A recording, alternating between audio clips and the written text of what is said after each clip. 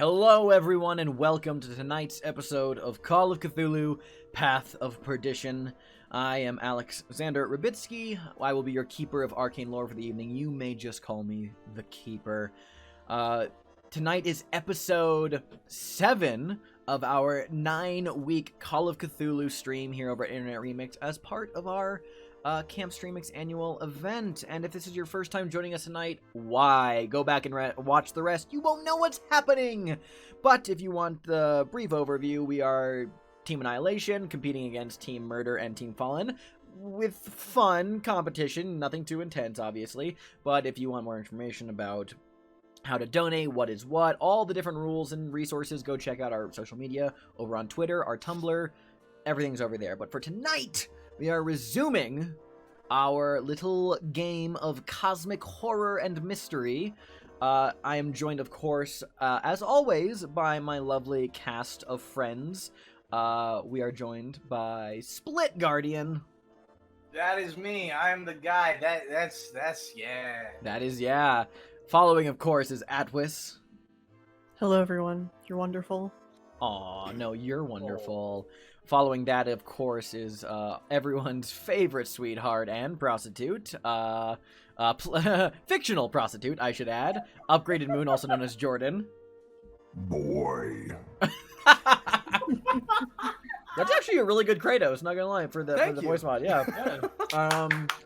Following that, we have the ever-wise, cracking, and terrified of everything I do, Bro Dingles. Hey, whoa, hold on. No, what I was gonna say was I don't have any quips and I never have any quips, but then you called me a wisecracker and now I feel as though I just am unaware of my own quips. Self-fulfilling prophecy. And last, but certainly not least, the ever army, Kristen Trzynski. The ever army? Yes, That's she what of you the many like? arms. She of the many arms. I wish I had many arms. That would fix so many problems. Give it a few years. In a few years. What? Eventually. Give it a few years. They haven't started growing in yet? Dancing like a motherfucker. What? What? What? What? What? Either that or you could just go to VR and pretend that your arms work, you know? What? What? No. They're getting like cyborg shit out lately. Yeah, but I mean, they can fix a lot of stuff. We all went But they in can't- like 3 completely Yeah, different they're- directions. Yeah. Regardless, we're talking about the future. Anyways. Anyways, all of Kristen's eventual arms aside, welcome one and all. We are going to hop right into tonight's game. Let me change the music very quickly to our investigative tracks because the jaunty little tune that's playing is not fitting for what we are indulging in. Let's get that music going. Yeah, there it is. So, when last we left our investigators, otherwise known as the 1920s Disaster Gang, they had been arrested by the Santa Fe Police Department on charges of essentially a shootout and some light murder. Upon arriving in Santa Fe at the police department, they were put into lockup. A few phone calls were made, Sybil placing one to her attorney, Deborah Barrows, who is just, she's just the best. But after spending several hours in lockup, Sheriff John Shoemaker, head of the county, entered and revealed that he should have believed them all along in reference to the events of the past week that the investigators cannot remember exactly what transpired. But John Shoemaker agreed that there was something afoot and he needed their help, and showed Sybil, James, and Kit a body in the police department's morgue, one that had been dead for 24 hours yet displayed extremely advanced decomposition and was covered in a thick layer of maggots, worms, and centipedes. In addition to some other information that was gathered at the time, the investigators traveled to the De Vargas Hotel in Santa Fe, where they spoke with the concierge, Joanna Daisy, and found out that all of their luggage, almost, was left behind in rooms that they had apparently rented at the hotel, and they were checked out this morning by the one and only Salvador Suarez from the California Limited, the Spanish businessman that they met, who is the head of the Coronado Mining Company in Kansas. After speaking with Joanna Daisy, she seemed a little tipped off by something Sunil said. Well, the same, gave you guys your bags, no additional hassle, and you guys, with Sheriff Shoemaker in tow, decided to go check out the chapel belonging to this supposed cult you guys had investigated in your missing week, the Order of the Xanthus Diadem, a faux Catholic sect that, thanks to some of Mason's low-key Grecian knowledge, could roughly equate the translation to mean the Order of the Yellow King. So, with that in mind, I hope I didn't forget anything. The investigators find themselves driving through the dark night streets of Santa Fe towards this place. The Our Lady of Unspeakable Sorrow is what it was referred to as. Fuck, I forgot that was what it was named. Yes. It's a very reasonable, friendly name for a church. Yeah. Actually, it's for Catholicism church. Quick question that I actually slipped my mind last session. My firearm was not in the hotel, correct? Oh yeah, your rifle was not there. Okay. Yeah, the rifle case was not found amongst your belongings. And same deal with the golden mask. It was not amongst your things as well. But yeah. Well, damn. And same with your medical bag, I believe. You said I had my medical bag. Sorry, that is right. The medical bag was there. Thank you. Sorry, my bad. Uh-oh. Yeah.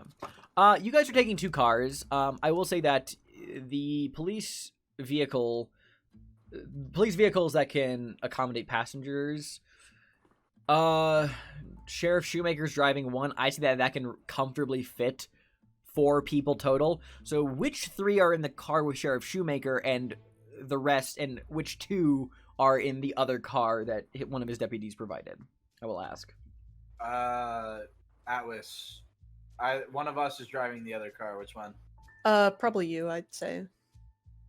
Fucking let me double check my driving, and we'll figure that out. Friendly reminder that the drive auto skill only really roughly comes into play for intense driving. It does not necessarily exactly measure your just ability to just to work a car. So Okay. no. Okay, cool. Never mind then. Drive auto comes into play if you're in like a car chase or like driving in really bad conditions. Those checks are usually relegated for like, hey, don't swerve off a cliff during a hailstorm. You know, it's like sleet storm, I should say. You know, so stuff like that. So I am assuming that almost everyone here knows how a car works. Although, yeah, I was about to say Mason is probably the exception. If you grew up your entire life in New York City and never drove a car for yourself, you probably don't know how to drive. The most times that he's been in a car is when he was getting taken to spots and back from them. And his hands were Mason occupied, doesn't know how yes. to drive. Yeah. He doesn't know how to drive. Yes. All right, then. Yeah, James is driving. Cool, so James will drive the other car. So who's in James's car and who's in Sheriff Shoemaker's car? I will go with James. Of course you will. So it's Sunil, Kit, and Mason who are with Sheriff Shoemaker. James and Sybil, you two are alone together in a car. Oh boy! Wow. I will say so. As the car is driving along the roads of Santa Fe in Sheriff Shoemaker's car, who's in the front seat next to him?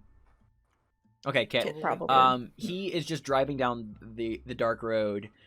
Sheriff Shoemaker kind of like glances over his shoulder a little bit, makes side eye contact with you, Kit. However, he's generally speaking to everyone in the car. He says, "All right, it's a little out of the way, but we'll be there in a moment.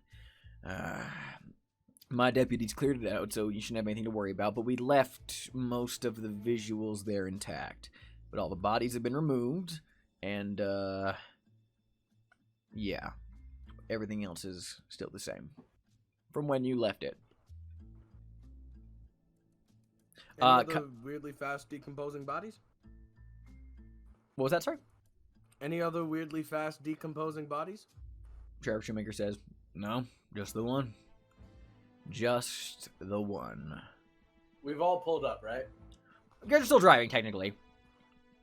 Yeah, you're following Sheriff Shoemaker, but after like a good 20 minutes in the car, the car's Sheriff Shoemaker veers off of the main road, off into a side dirt road that leads up a dusty hill on the outskirts of Santa Fe here, that leads up to this old wooden chapel building, truly looking like it was pulled directly out of like the Wild West.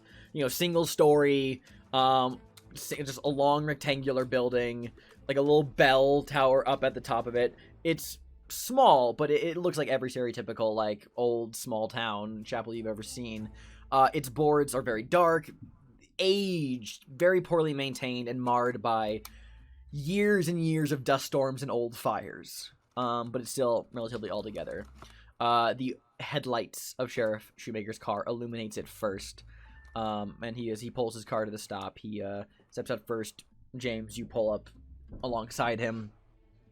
And you guys are sitting outside the chapel, where there's this little wooden sign that's been like hung up on the porch up the steps leading up to the front door, where it is engraved, Our Lady of Unspeakable Sorrow. And Shoemaker just says, "This is the place." Kind of like points up at the door illuminated in the headlights. You can see that it is riddled with bullet holes and hanging loosely off its hinges. He goes, "As far as I'm aware, that's still unlocked. But feel free to have a look around. I've taken a look myself earlier, but take your time. I'll be in there with you. Survey, do whatever it is you need to do to, whatever it is you need to do." Anything happens to this man, I'm going to avenge him. He's just trying to do what's right. Hey, for the record, Sheriff John Shoemaker, real person, actually existed. He was the sheriff of Santa Fe County during this time. I did my research, and not that this would come up. I mean, I referenced this like kind of obliquely in the last session, but I found an old newspaper clipping from his election for sheriff during this time period. He was supposedly a super honest, by-the-book guy. So, cracked down really hard on prohibition, but like he was actually he was like a very honest fella. Yeah. What a guy! What a guy! What a guy! What a He was guy. known as he was quite literally known as Honest John.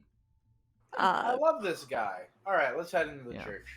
Sheriff, really quickly, you Yeah. wouldn't happen to have a flashlight in the trunk or anything like that? Just so happens I do. He'll walk around, pop the trunk, pull out 2 flashlights. He goes, "I got a spare if anyone wants to hold one. Otherwise, I can do it." I'll take one. Take it. Ah, 3 hands go up, little and lady have Sheriff it. Shoemaker just kind of like looks around, and just goes, Never mind. points at Mason, and says, "Here you go, son." Hands you the flashlight. And then gives Grab Kit the the other random one. object. There we go. Oh. This will be my flashlight now. Cool. So first order of business. Any weird cult paraphernalia left outside? Nothing you see outside. Any bushes or anything outside too? It's so out here in the New Mexico desert, there are the occasional like shrub bushes and tumbleweeds that have yet to tumble. But like nothing that's like extensive. It's like patchwork little pieces of desert type shit. flora. Yeah. Yeah, that's here and there amidst the dirt and sand. Word. Footprints? Jan- Trails? Oh, several footprints and tire tracks all over the area. However, most of them are like heavily like distorted and covered up, and there's a fine layer of dust on everything. You would gather that the recent haboob That's yeah. has affected most things here. Okay. So Mason pointing the flashlight at the ground. He's like, okay, if you guys don't mind, I'm gonna take a look just generally around, and I'll meet you inside. Okay. James is gonna follow him in. You follow him in. Excellent. You walk up the 5 steps that lead up to the narrow wooden porch to the little the door that's hanging limply from its hinges. Everyone else, are you following them, or are you Yes. surveying other parts of the air? Okay, cool. Yeah, Mason's just circling around the building for. Cool. So while Oh, Mason, you're circling around? Oh, I Yeah. thought Yeah, you were he said he going was in. going Yeah, around the. Oh, building. then James is Oh. going directly in. okay. So Yeah. while James is going directly in, Mason's going around the premises. Who's with Mason? Who's with James? Does James have a flashlight? No, he does not.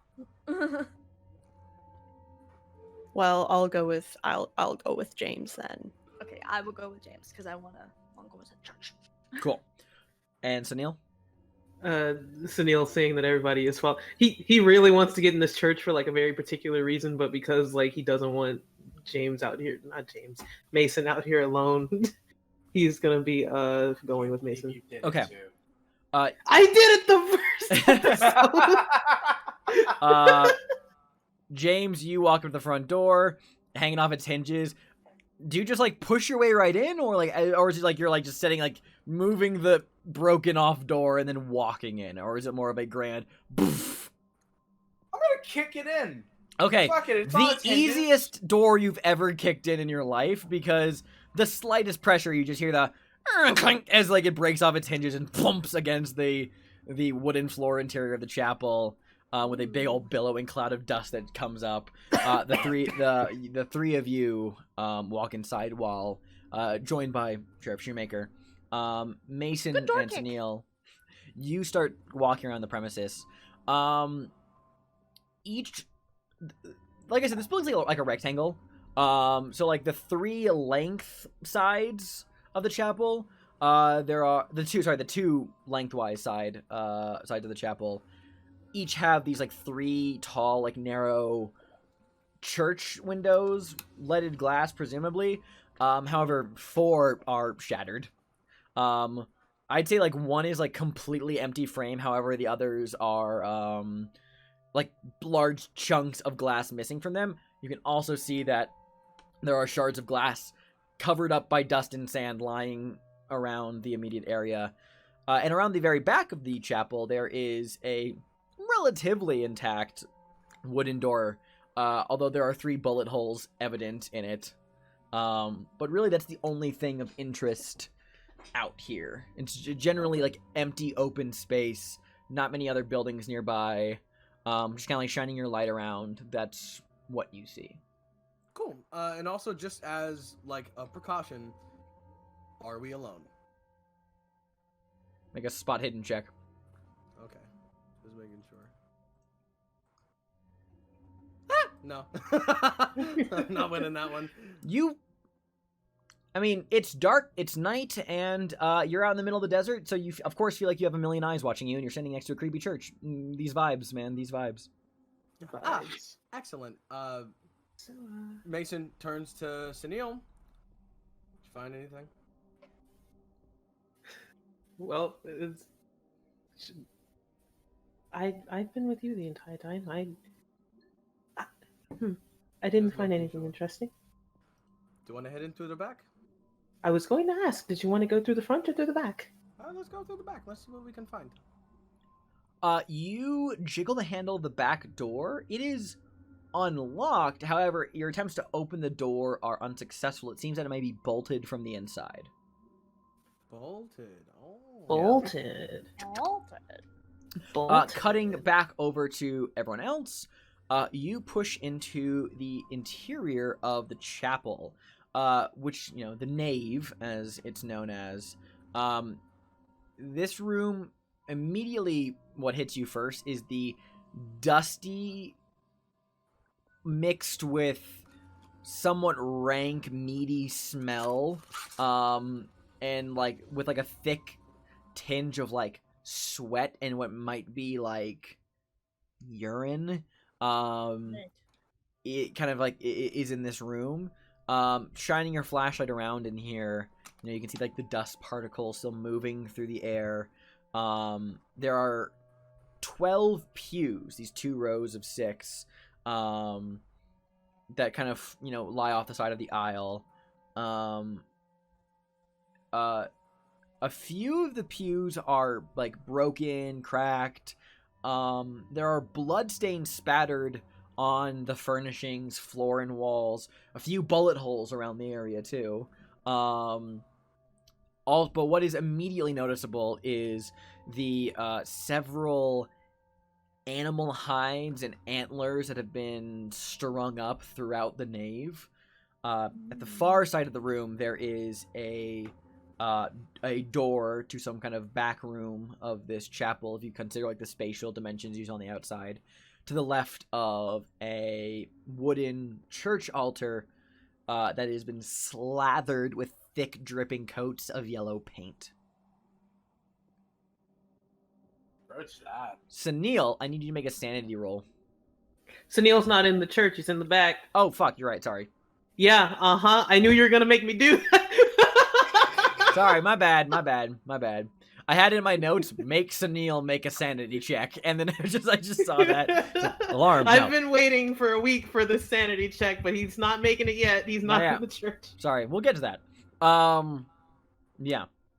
But that's what you all see, sans Mason and Sunil, obviously. You mean James? No, I said sans Mason and Sunil because Mason and Sunil are not sans inside. Mason and Sunil. God, I heard the name, like the word sans, and I just kind of assumed that it was a name. It's fucked me up that bad. No, moving on. We're not lingering on that. Are the bullet holes localized in any particular area? If that makes sense. I think I get what you're saying. Well, like, would it be would it be possible, judging by bullet holes and blood, to see where most people were when they were shot?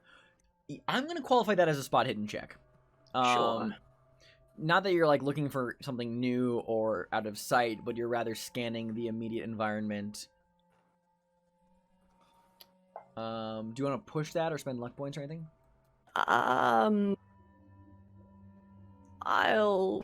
I'll go ahead and push that. I'll probably I'll probably go around the perimeter and closely, more inspect areas where things are broken, if that's an acceptable way to push.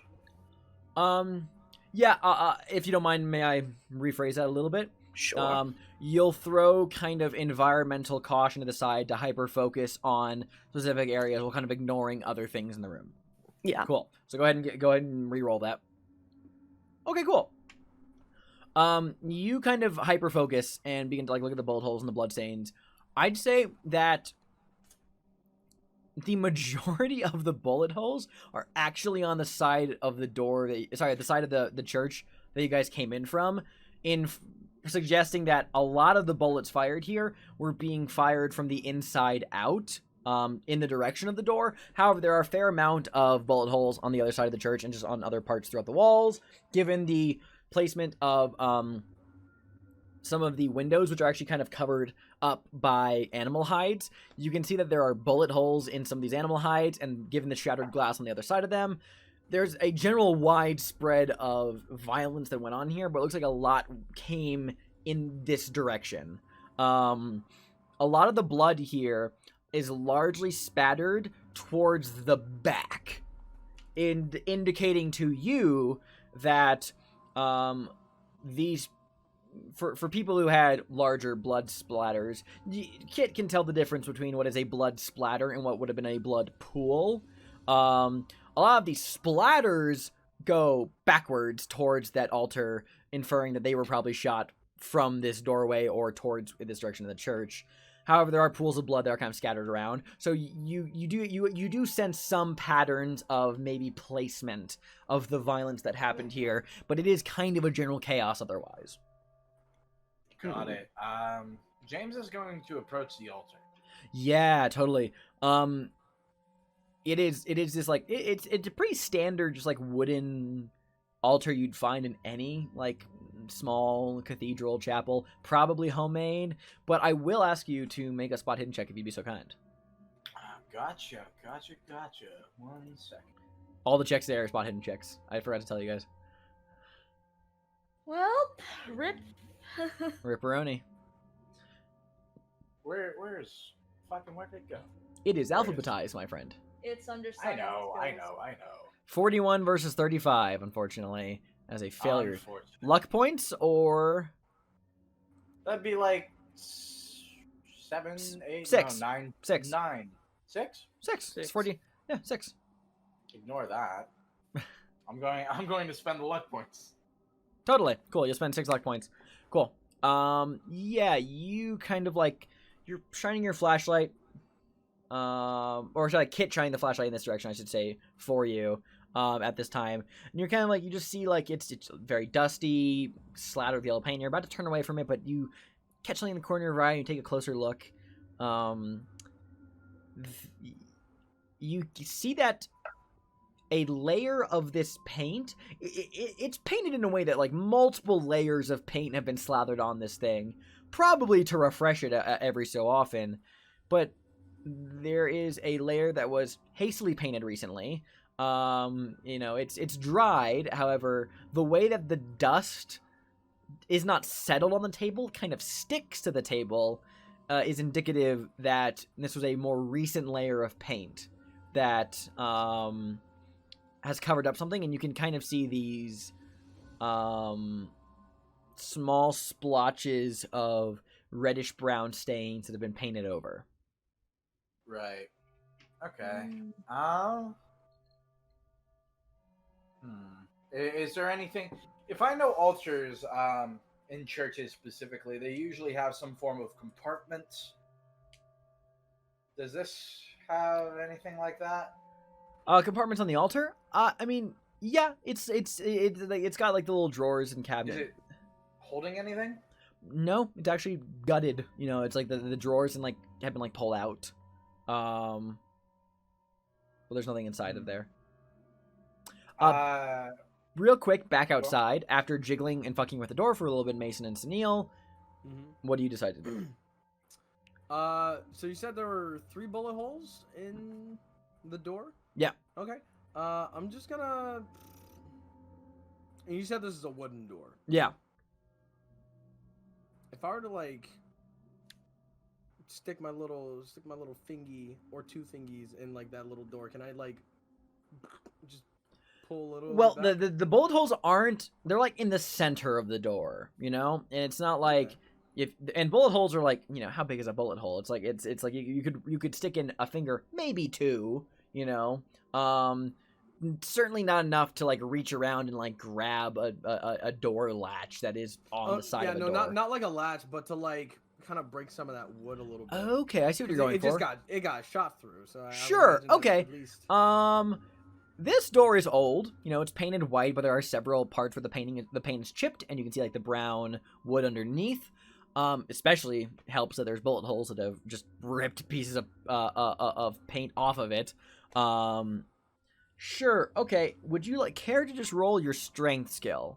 I'll say you'll need a hard success to break off a chunk from this door.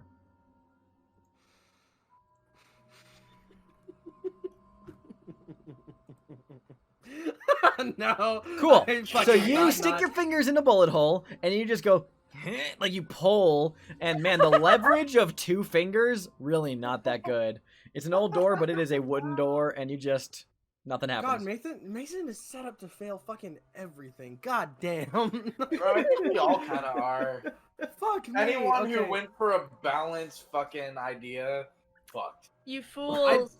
I didn't know what I was doing when I first designed Mason. It's when I just started getting into Call of Cthulhu. It's okay to fail. Yeah. It's okay. Mason's like, this ain't working, and so he sticks his little eyeball to one of the holes, and then takes his flashlight to one of the other, and then he's just Clever. kind of take a little Clever. look inside. Cool. Absolutely. Yeah, that's a reasonable thing to do. You stick your flashlight up against one hole, look through another one. For everyone inside the chapel, the door towards like the ledge of the altar that's hanging ajar, you can see a light kind of like lightly shining from the inside of it.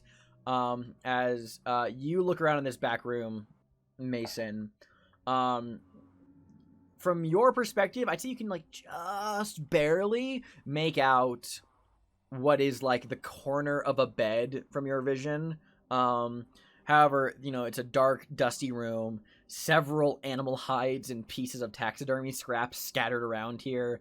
A very old-looking desk scattered with like junk and pieces of detritus, one might say.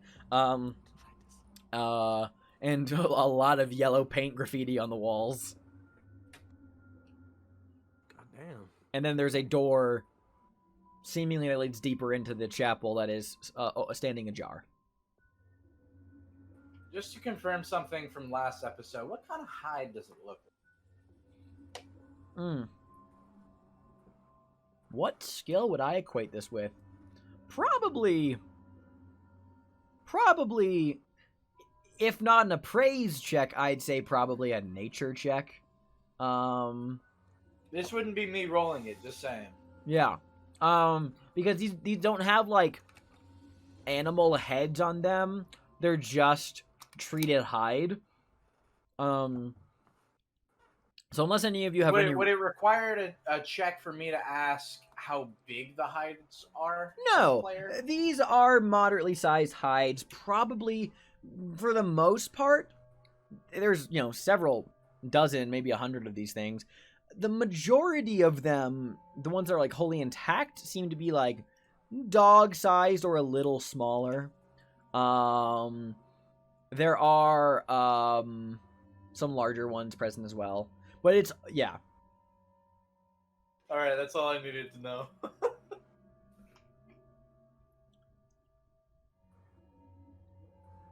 For those who don't remember, there was a lot of pets disappearing. I didn't see anything, Mason. It's just a room. We should probably head back inside. If you say so. All right, you two walk around the Just gonna perimeter, head back inside. head upstairs, into the inside. So Neil, make a sanity check. Okay. I was about to say, do I make it now or do I bullshit this and like keep stalling? Wait, Okay. wait! I have to tie my shoe. God. I Let dropped me a penny. open my character Oh, no, sheet. I another should have penny. opened it the first time you asked. God. Sanity? Yeah, sanity. Whoop. Okay, you balk for a second, but like, go hold your composure. No sanity damage. Yay. You immediately recognize the interior of this chapel. Yeah. Same My exact one from your hands. dream. So, Yes? if you will remember, oh God. My dream that I mentioned before. Mm-hmm. So, this exact church was in it. And that's kind of unsettling. It's a creepy dream church. Sheriff Shoemaker kind of like raises an eyebrow at this, and he says, "Well, if you think this is creepy, you should see the back." I would like to see the back. Duly Points at the noted. Yeah. Mason's gonna head over there anyway because he wants to check out that room. Totally. You guys walk back there. James, when you were looking at the altar, did you have anything else you wanted to say or do around that, or was that generally it? Actually, now James, he's not too superstitious, but he was raised by a couple of Catholic folk, one American, one Irish. Totally. And he has a few superstitions of himself. If he sees that something that he believes is a cult had painted something fairly recently, and it has no bullet holes in it, right? Any damage or anything would have been painted over, right? I'd say with your spot hidden check, if anything was painted over, if there were any bullet holes, there would be like noticeable divots in the paint from where this was. You get the idea that this was just recently painted over within the last 2 days. That is not covering up any damage other than, say, like general wear and tear from an old wooden surface, you know? But it's definitely not hiding any bullet holes. There are bullet holes around the area of the altar, but the altar itself looks unmarred. Well, to be safe, He's gonna go ahead and just scrape a bit of that paint off. Just you get a nice chunk up. Yeah, Yeah. I see that you peel up the paint. You know, there's more and more layers of paint beneath that, but kind of like looking at the underside of the little chunk you just peeled up, there is a bit of like kind of like a darkish red stain on the bottom.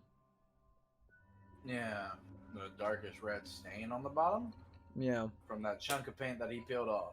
Yeah, it looks like it just peeled something up that was underneath this layer. It stuck to the bottom of this layer of paint.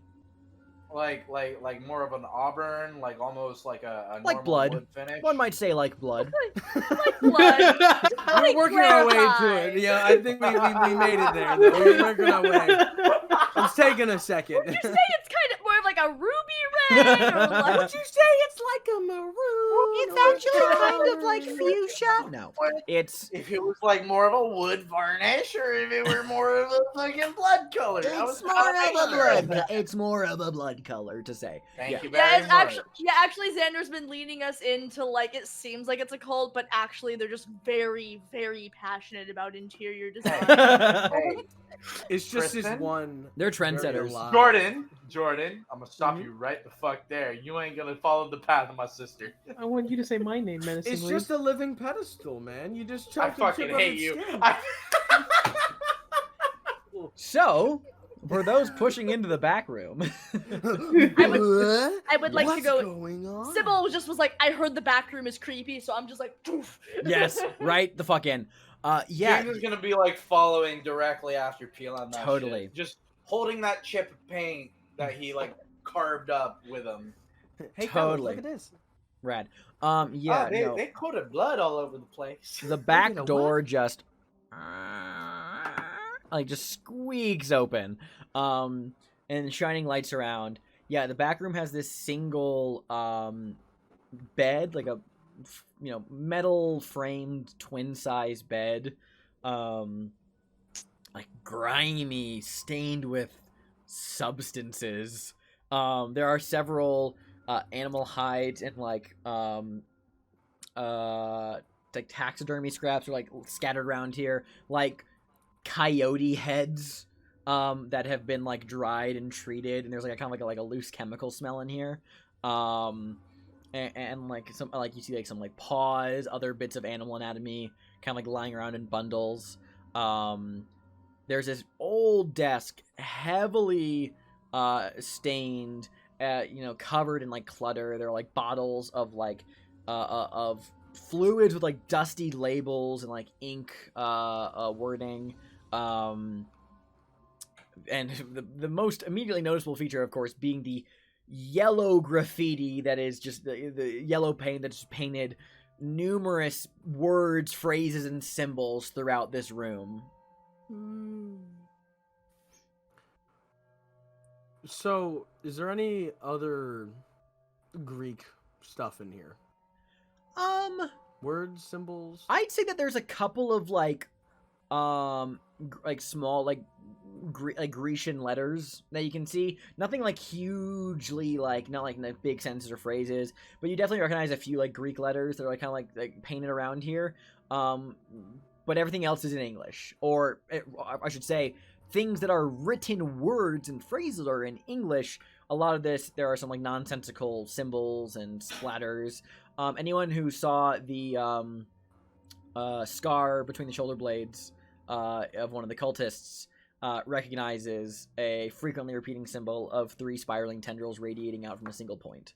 That are kind of interspersed with all the phrases, kind of like shining your light around. You see like some things that stick out, on the phrases. Like there's paint that says, Aldebaran's eye, baptized in the lake of holly, swaddled in our king's tatters, Carcosa of the sands, beneath grave creepers is our eldritch truth, stuff like that. General Like you do. crazy nonsense. Yeah, no, it's general cultist stuff. But yeah. Any tables, desks? There's the one desk. Cabinets? Yeah, there's the one Okay. desk. Yeah, I'd like to open up all the stuff in that and take a look. It is, yeah, the drawers of this like old desk are like vials of various types of fluids. There's like rusty, bloodied surgical taxidermy tools kind of like scattered around. You kind of like look at one like the bottles of like fluids that is like has like a dusty label, and you kind of like rub off a little bit, and it says formaldehyde on its label. But you Mason, you begin rifling through the desk in the junk looking for something of interest. So while you're doing that, what are the other people doing? I think Sybil's probably just mostly like looking at all the writing and reading everything because she wants to read every word. This is fascinating. Totally. My flashlight is at your service, I guess. Thanks. She's just like reading it and probably I wish I brought something to write stuff down. This is so interesting. What a pretty symbol. If that's okay, if no one's else doing anything, that's fine. Mason, you're rifling. Yes. I mean, like, if there's, anything else in, like, I guess I'm, like, since I'm reading, is there any, it's, like, just normal Eldritch shit, right? There's nothing. Yeah, what I said is basically, like, the most interesting gist that you get. Yeah, unfortunately. What was I'd that? love to explore more, but that's what Sybil would want to do. Yeah, no, Sybil's, you're reading all the things. I just, the most interesting tidbits I read aloud for you already. But yeah, you're going over that. And sorry, bro, did you say Neil's doing something? I said wait because I thought about it. You mentioned there's like a rank bed. Oh, super rank bed, yeah. Anything under the mattress, under the bed in general? Yes, in addition to the various stains belonging to substances, multiple, plural, you notice that there are several dead worms, maggots, and centipedes kind of in the bed, scattered around it, a little bit under the mattress. Yeah. Oh. Mason, you are rifling through the desk, and, it's a lot of uninteresting junk, doodads, nothing. However, there's a slip of paper that catches your eye as you're kind of, like, rifling around. It was tucked under a few other things, kind of, like, pulled out. It's dusty. It's a little creased. Got some stains on it, but it's a telegram. Neat. What does it say? Yeah, this telegram, dated from April 9th, was sent from Barstow, California. And the telegram reads, Jackson Elias in ALBQ, tomorrow 5:50 p.m., train station, one fan to another, SS. Salvador Suarez. Okay. And additionally, Barstow, California is one of the places the California Limited passed through on its first day after leaving the station. And it had a telegram station there. Oh. So, it seems like Sal had a bit of a pen pal. As Mason holds up the slip. From one fan to another. It seems like he was working with this group to kidnap Jackson. Additionally, while you don't remember arriving in Albuquerque, I'll direct this to everyone since Mason's showing this off. Since you don't remember arriving in Albuquerque, anyone who paid any attention to the train schedule knew that the California Limited was scheduled to arrive in Albuquerque at 5:50 p.m. So, yeah. So it seems like we stopped in Albuquerque. And I guess that's when Sal went to go meet with another group with possibly Jackson Elias in hand. Looks like, I mean, it says that, so Sal let these people know that Jackson was coming, but then Jackson just sent a telegram saying that this place was taken care of and he has Jackson.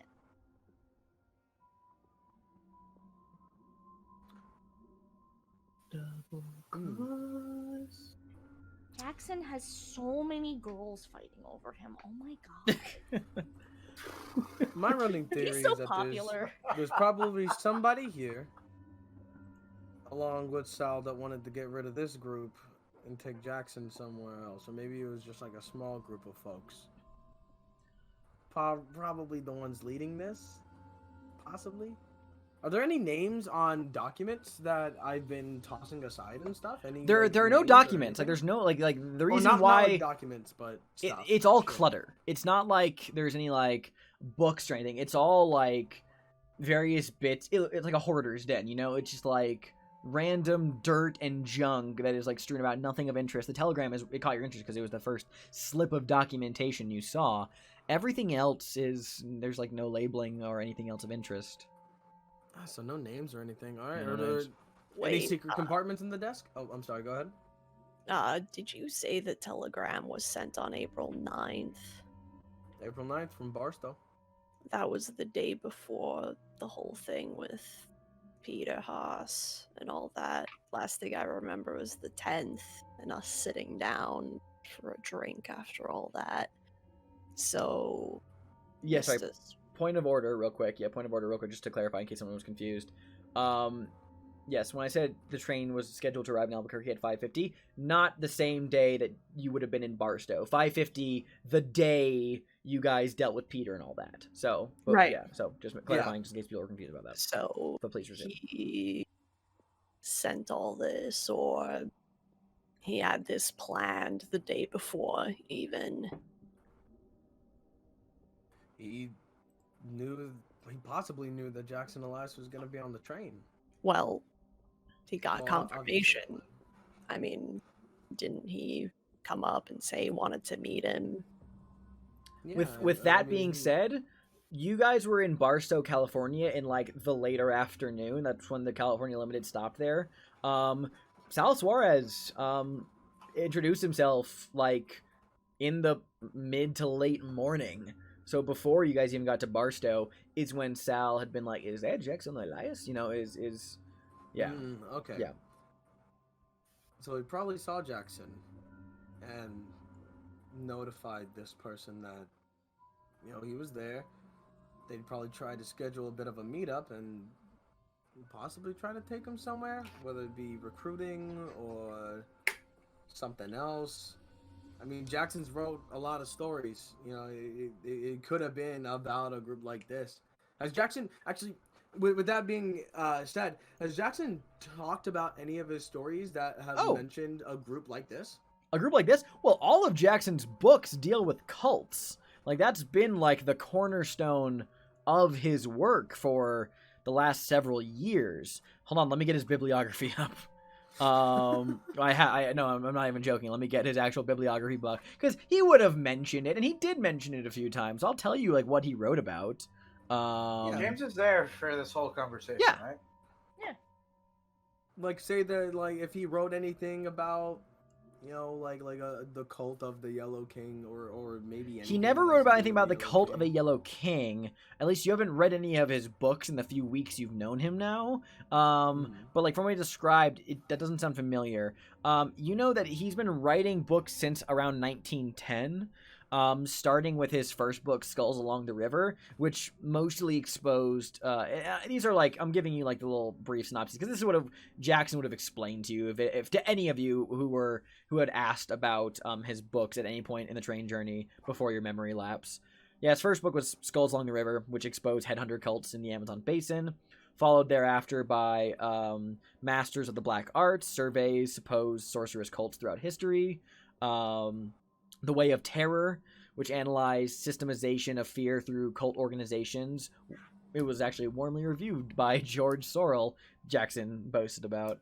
The Smoking Heart, which was the first half discussed historical Mayan death cults. The second half concerns present-day Central American death cults.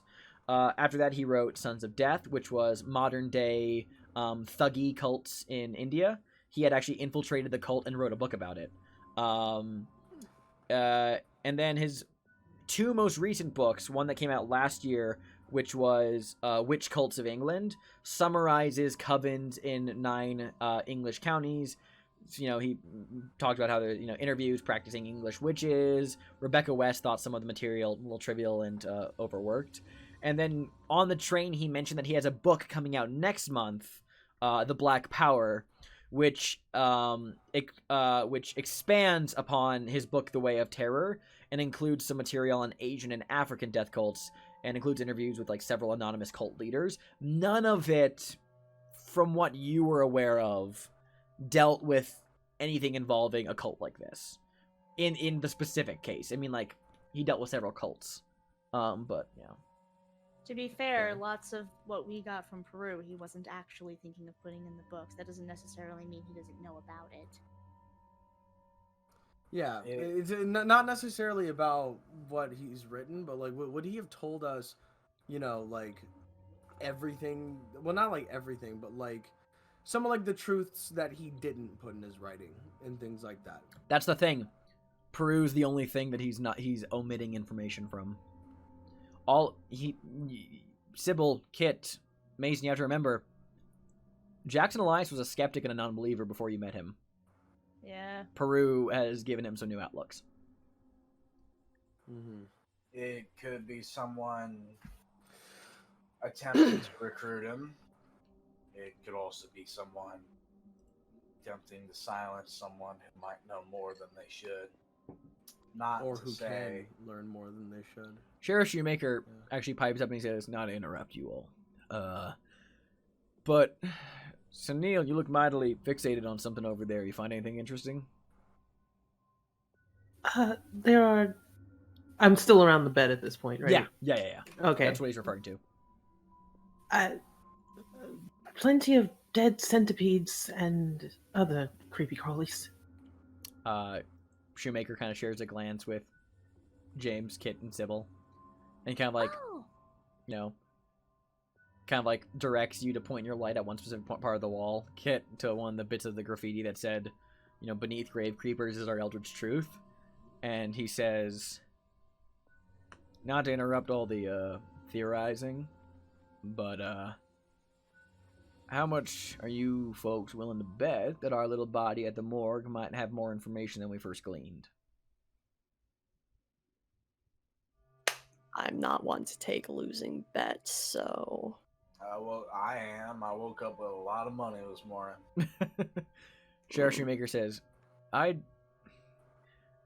if it's all the same to you, I'd actually really like to get back to the station and take another look at that body under closer scrutiny now that we know that something is going on and there might be some kind of relevance to all these bugs.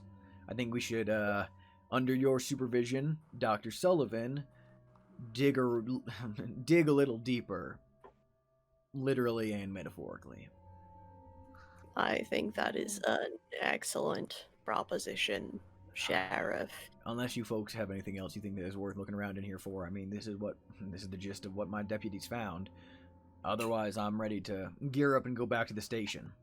We can all go to the morgue and take a look if some of you can stomach it. Could we, on the way back to the morgue, could we possibly stop by the bank? The bank's closed. I mentioned this earlier. Bank is closed. It'll open again in the morning. If you want to stop by, I can see if I can place a call about getting into it if you think it's going to be pertinent to your investigation. But otherwise, it'll open at 8 a.m. tomorrow. Right. Sorry, slipped my mind. No worries. It's been a hectic day for you folks. Before we go, I wanted to take a look at the mattress and the substances. Make a medicine check. Wow, you Blood. read my mind. I did. I was going to ask if they were consistent with levels of decay. Wow. Wow. Oh my god! Oh! Wow. Uh-oh, sisters. I caught the plague looking at a mattress.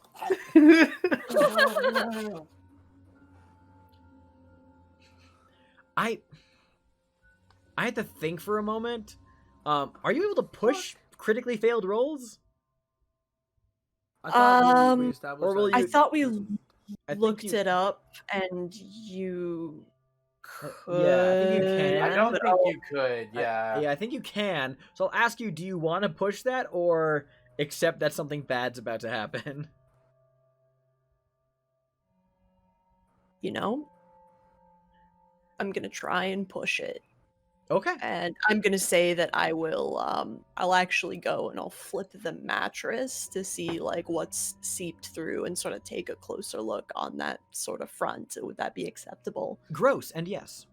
Can I give him a hand? Just be like, Sure, you can give a hand. That does let me give you a hand. does not give any bonus dice. okay.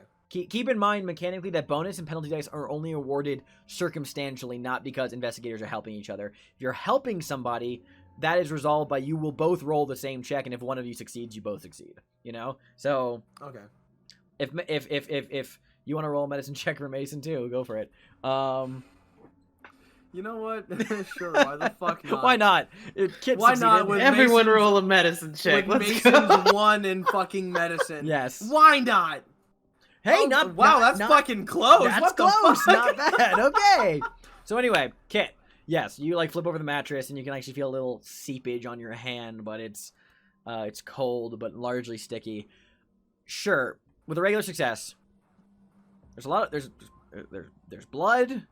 There's a lot of ichor and ooze.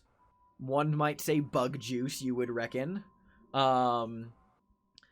There is a lot of decay fluid. I'll also call it decay fluid. And some other particularly nasty ones. There's like mucus. There's actually avert your eyes, children. There's actually some semen traces on this bed. Yeah.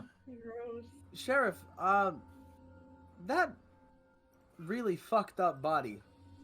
Did you Yeah. find it in here? No, it was shot dead by one of your companions. It was, he was the leader of this, sect, and as I was explaining to your three friends here, looked like a normal body, but then turned into that overnight, seemingly. Yeah, but did you find him like dead out there or in here? He was shot outdoors, outside, when this fight had apparently spilled out into the streets. Okay. He was shot square in the chest. I believe your doctor friend actually found the bullet. It was one of my bullets as well. Very recognizable. Kit sort of like casts a side glance. Quick question. I might have missed it, and I sincerely apologize if I did. But like, would the stains on the mattress be consistent with like what a decomposing body would give off? That's the thing. Yes and no. You would say it's like yes, but it's really excessive, even for a decomposing body. Unless a decomposing body, slept on the same mattress for. Never mind. So Sheriff Doesn't Shoemaker make any says, sense. "Yeah, well, I'm ready to head back. Let me know when you folks are, because I'd like to take another glance at that body with some of these things in mind." Okay. Yeah. Just like a question. When I helped Kit lift that mattress, did it seem like weirdly like a little heavier than a mattress should weigh? Did it feel like there was something inside? Seemed like a mattress. Okay, cool. Yeah, it Then didn't seem I'm like not gonna overly press heavy. any Yeah, more than that. yeah. Could you describe the room one more time to me, just because? Yeah, I mean, there's the bed, there's the desk that Mason rifled through. There's bits of like animal hides, like taxidermy scraps scattered around, and all the yellow graffiti. But that was it. All right, but we basically checked everything. You basically got in the gist. Like nothing seems hidden. This place doesn't even have like a cellar. It's very surface level. Okay. Gotcha. All right, yeah, good to go. All right, well, We're fine. good. I'll Yeah. All right, well, I'm gonna hop back in the car. Let's head back to the station and take another look at that body. I'm sure that Clyde is gonna be dead tired, but let's pull him out of the for lack of better speaking, pull him out of he like the sheriff just kind of like looks around and just goes, God, I can't even think straight. Sorry. Let's head back. Let's get alright. Clyde. Let's wake him up. Maybe get some coffee in him, and we'll take another look at that body. Mr. Sunil, Mr. Mason, you two are probably gonna want to get ready to hold your lunch if you're coming with us. It is a little gruesome. Come on, let's go. I can actually back that up. It will be not a pretty sight. Yeah. Okay. Just a question. So, whenever it comes to sanity checks, yes, and certain things that you encounter with the sanity check, I remember there being a thing like if you encounter something enough, it doesn't affect you anymore, right? Depends. Or Considering yes that- and no, it's like if you encounter, it's typically reserved for creatures, unless you have a war experience package. Every time you see a corpse as a normal person, it's gonna affect you. You know, James still had to take a sanity check. I was about to say, considering that James and Kit also had to make a sanity check, even if they had to make a sanity check because of the bugs. That was exactly that's yeah. what I'm saying. Yeah, because of the. I wanted to ask because his experience in Peru, if you are encountering multiple things, like if you walk into a room full of corpses, you're not making a sanity check for every individual corpse. You're making a check for the overall situation, and that is everything. If you encounter multiple monsters, for example, you're only making a sanity check against one. You're not taking sanity damage from every single monster. You know, so it's like. Okay. But you'd still take sanity damage from seeing a corpse. Okay. I'm just trying to fight sanity checks as much as I can. Nope. So Welcome to Call of Okay. Cthulhu. You cannot. Okay, we can. Yeah, I got. We It's get it. also You want to fight if you sanity checks? mentally steel yourself, just really Yeah. mentally prepare Yeah. yourself Yeah. for No, seeing doesn't some work like shit. that. Doesn't work like that. Does not work like that, Is unfortunately. there any way that you can bolster your sanity? You can get more sanity. When it comes to bolstering yourself, you can really hard, be honest with yourselves. If you get ready to be like, I'm gonna really build, not to go into too dark personal territory, but say that you had a close relative or loved one that died, and you had to identify their body, and you knew they were dead, so the entire way there, you were like, I gotta prepare myself to see this. I gotta prepare myself to see this. Gotta prepare myself to see this. You are so prepared. You get there, you see a body, and no matter how much you prepare yourself, you are not ready to look at that. It's like there is for the uninitiated in the intense things, until you're desensitized by it, you can't really steel yourself too much against it. Okay. So you can Alright. regain sanity points through a variety of different ways, whether that's interacting with your key backstory element or something like that. But as opposed to, what actually triggers the sanity roll, you can't really affect that all too much. Unless it's Cthulhu- I've seen so many fucking vampires that what's another vampire Yeah. to me? Call of Cthulhu is a It- game about sanity loss, unfortunately, so there's no mechanics about steeling yourself against it. That's Delta Green. That has desensitized mechanics. One But question. yes. Because Call of Cthulhu is very, very different to D&D. Mm-hmm. And there's no, in something like D&D, eventually as you level up, you'd be able to have a feat to do something or other in Sure. whatever direction Yeah. you'd want to do. Is there something similar to that in Call of Cthulhu? Only on the outset of character creation, unfortunately, because that's how with the war experience packages, is because the assumption of Call of Cthulhu characters is that everything is at the start. Everything from there is a decline. It's you can improve skills as you flex them, and you can practice new skills. However, it's a decline. That is the overall crux of Call of Cthulhu. It's all percentile out of a 100. futile struggle against the universe is essentially. Yeah. It's not. Yeah, you are fighting a losing battle. That's the game. You All know. right. Yeah. So, what is the specific? Do you know? Well, of course you know, but how do you get sanity? You get sanity by either spending time with your key connection, or when you finish a quote-unquote chapter of a game, you can be rewarded sanity points back. You can also get sanity points back from therapy. Going to therapy. You get sanity points back. Incremental. Small, Okay. like I said. Okay. At the end of the That day- answers all my questions. Thank Yeah. you very much. Okay, because I Yeah, but probably yes, just- I'm probably just gonna have to have Mason stand outside the room. That's up to He does you. not have that's high up to you. sanity. Now, because thank you, Atlas, for actually, Alice just pulled up a ruling from the book. I was circling back to this. You can get desensitized to mythos-related things, you know? Yeah, so, like, to quote the rule exactly, every monster has a sanity loss value, you know? Once you have lost as many sanity points for seeing a particular sort of monster that is equal to that maximum possibility of sanity points that you can lose from a single viewing, you are no longer losing sanity points from seeing it, you know? But that only applies to mythos creatures, not, like, general awfulness of seeing, like, scenes of horror, you know? Like, how many deep ones do you see before you're no longer perturbed by seeing a deep one, you know? Yeah.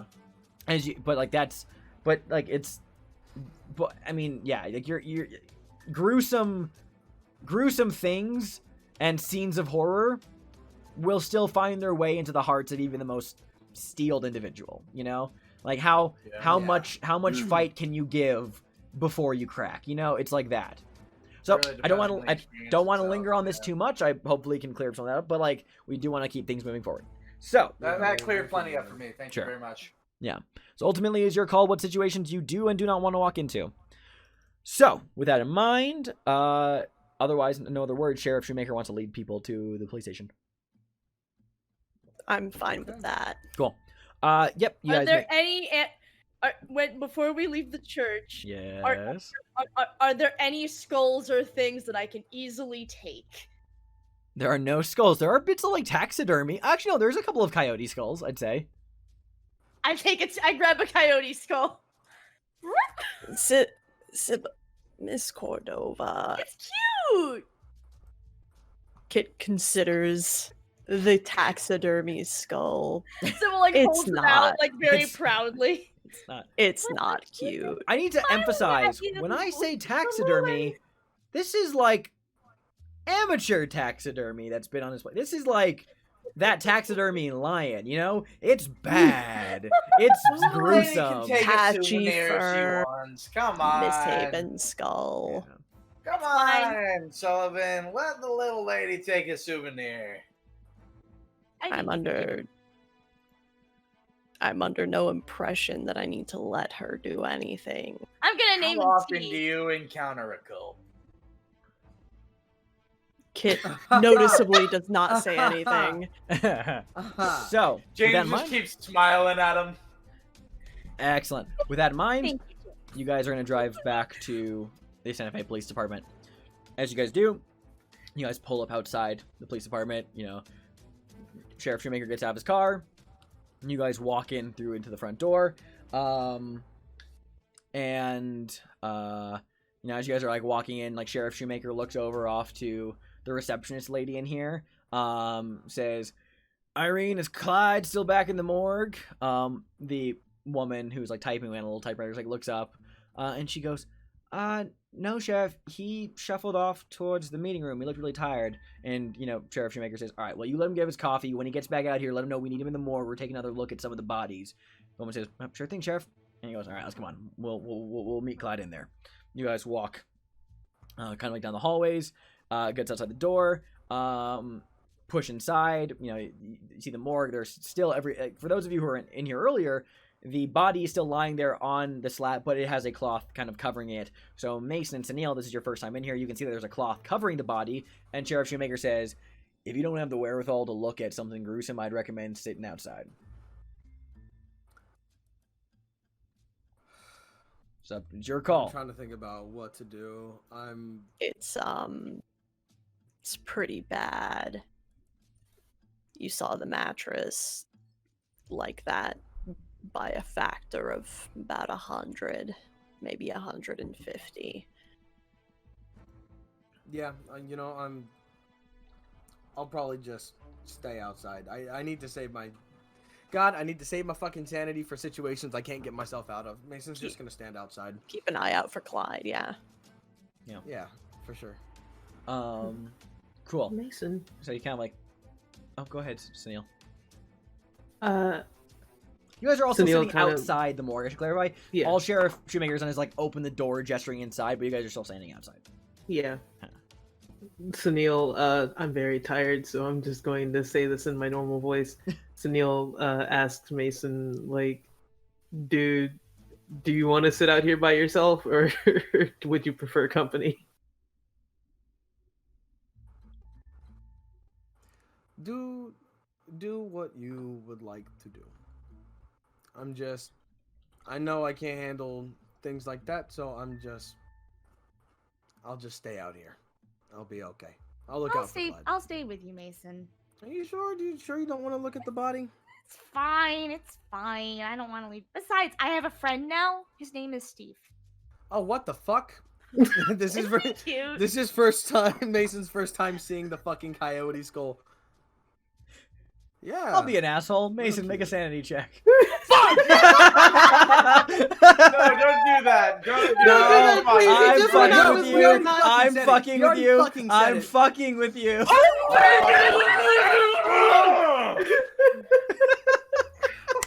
No. It's a skull. Like, it's like, if this were like a blood-covered skull, that would be a... No. This is like This is a cleaned off skull. So, like, luckily it's like, yeah. I can't believe my only hard success for the next 30 rolls just got used! Let him have the Need I remind... Okay, fine. You look at it, you're fine. Need I remind everybody that's not how random number generators work. Anyway, moving on. You can say that all you Fuck want. random number generator. I don't trust technology. Anyway, I don't excellent. think you understand how fucking mad I am right now. That could have been towards whatever I was about to do. Why did you roll this? So anyway, Because he said to roll! He told me to! It was a coyote skull! I'm so sorry, anyway, Okay, anyway. moving on. Okay. Decision, Sunil, are you staying outside or not? Sunil's gonna go ahead and go in since Sybil's staying outside. Mason hangs outside, and then after Sybil shows him the fucking skull, and everyone else dips in there, leaving Mason, you're alone in the hallway as the door closes behind you. As everyone else enters the morgue, I need all of you to make sanity checks.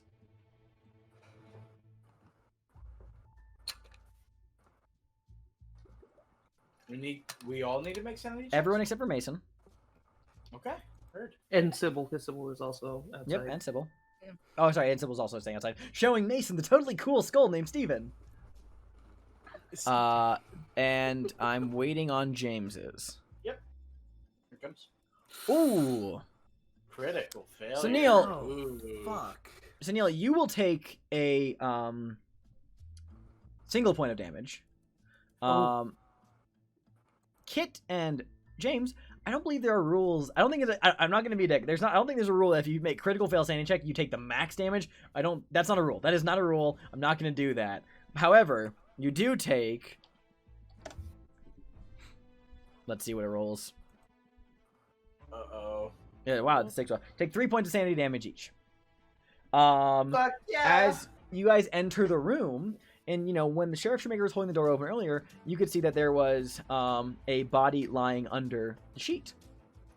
And as, you know, Sheriff Shoemaker walks in, you can see that there's actually blood seeping through the sheet where it wasn't before. And as he pulls the cloth back, you see Clyde Bickle's dead body under the sheet. And then the lights go out. And we're going to go on a break.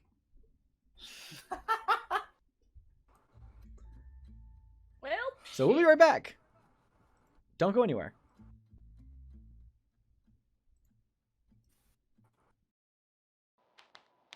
The Second Coming by William Butler Yeats.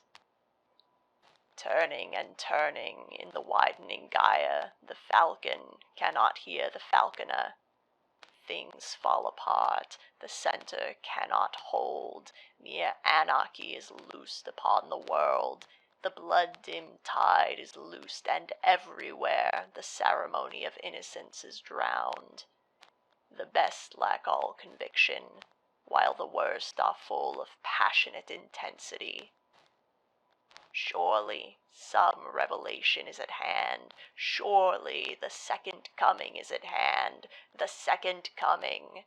Hardly are those words out when a vast image out of Spiritus Mundi troubles my sight. Somewhere in the sands of the desert, a shape with lion body and the head of a man, a gaze blank and pitiless as the sun is moving its slow thighs, while all around it reel shadows of the indignant desert birds. The darkness drops again, but now I know that 20 centuries of stony sleep were vexed to nightmare by a rocking cradle. And what rough beast, its hour come round at last, slouches towards Bethlehem to be born?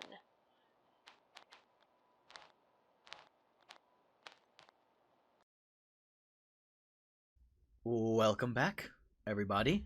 So, the lights have just gone out in the Santa Fe Police Department building, with some of our investigators in the morgue, and Sybil and Mason outside as the lights shut off.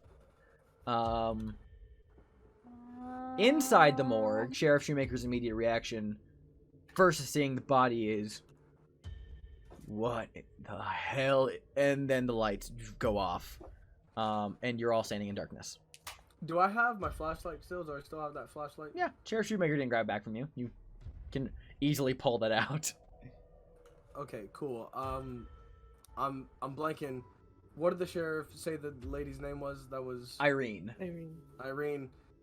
Yeah, Mason pulling out his gun and the flashlight.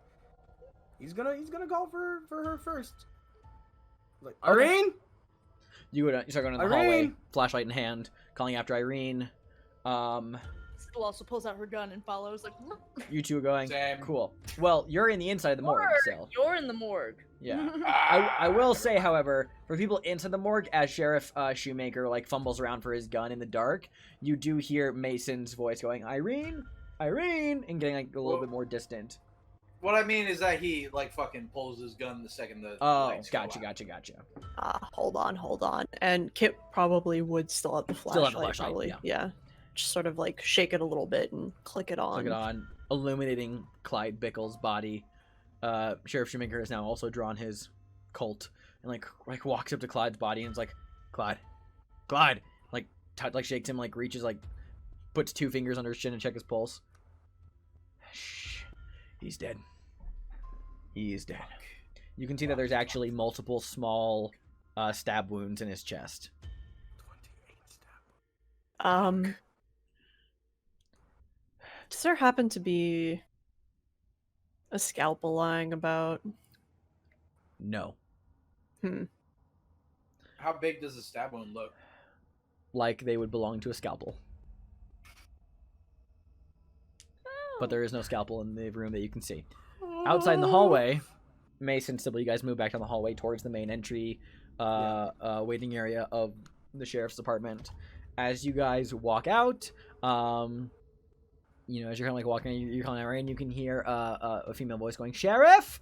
But as you're the light shining down, you enter into the room. You see that Irene, the receptionist, is rifling through a desk and also pulls out a small little matchbox and lights a candle and a couple of candles in the room, and looks over at you, and hey. She kind of throws up her hands. No, Whoa!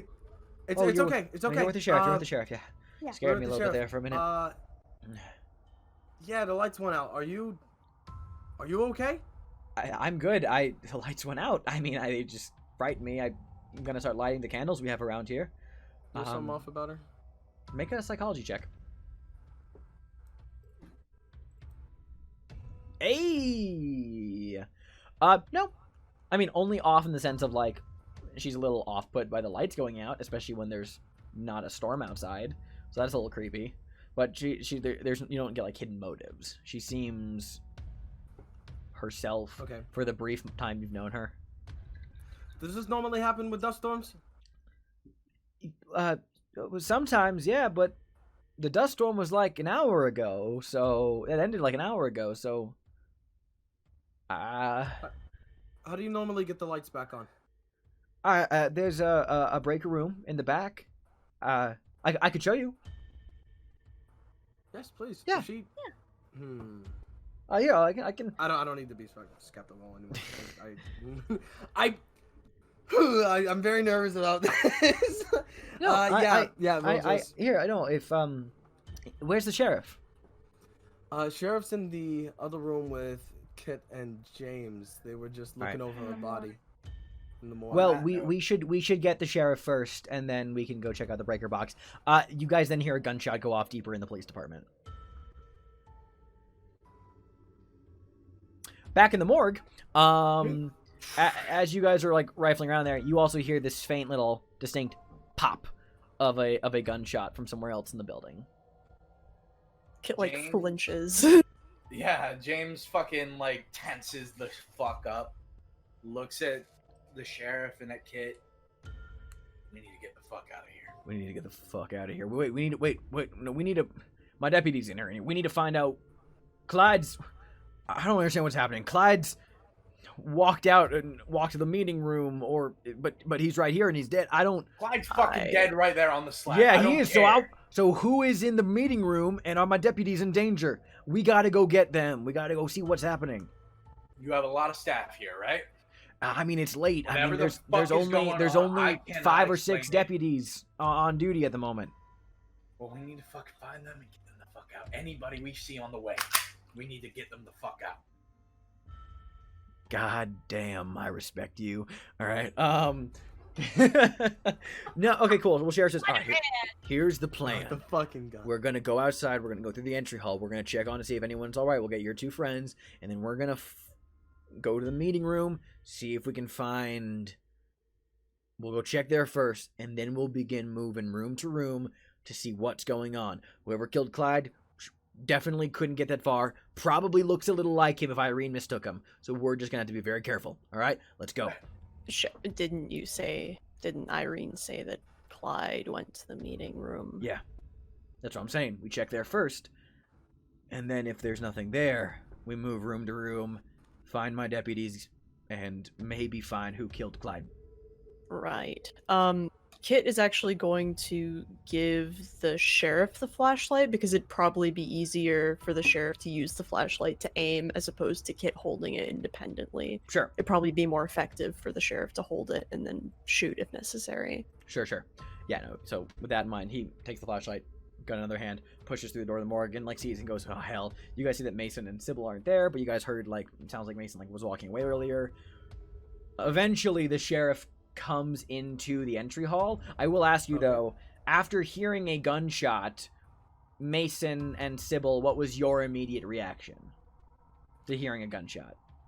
Fucking hey, so with that in mind, does Mason notice any bugs, any like trail by chance? You have your flashlight out, yeah? Yeah. There's a few on the ground.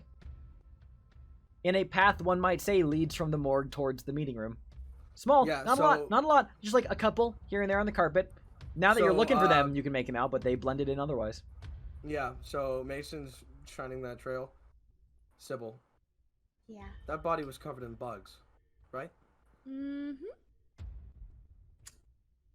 That's a lot of bugs. That's a lot of fucking bugs. We should go check it out. Mm-hmm. Should we group up with the others, or should we... Yes. Okay.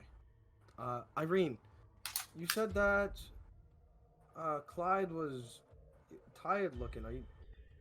He was just, he was moving sluggishly. I just thought, Did you I get thought- a good look at him? yeah, it was Clyde. I said, hey Clyde, how are you now? And he just kind of like meekly threw up a hand. He was moving sluggishly. I just took it for the fact that, he's been working overtime on account of the fact of the bodies you and your friends left behind. I just took it from him being tired. So with that conversation happening, that is enough time for then sheriff and everybody else to like reconvene in the room as well. So that I was so I was mostly checking to see if you guys would have peeled off by then, but you didn't. So everyone, Okay. sheriff goes, "Oh, good, you two are safe. Irene, you're good." And Irene goes, "Yeah, I'm good. I'm good. What's going on?" Trail of bugs. What's going on? Trail of bugs. You said the body was covered in bugs, right? Trail of bugs. Trail of bugs. Irene, Yeah. door's over there. Get the fuck out of here. And she looks at you to the sheriff, and the sheriff goes, "What are you looking at me for? Listen to the man. Get out. Get out. Get to your car. Drive down the block. Maybe get yourself a nice cup of coffee elsewhere. All right?" And she said, "I heard a gun. Yeah, we all heard it. Don't worry, Irene. Just get out." Irene like kind of goes, "Oh, okay, okay." Sets on her matchbox, and she like shuffles towards the exit, pushes out the doors, and leaves the station. Any bugs coming from her? No. Just making sure. So, Thank you kindly.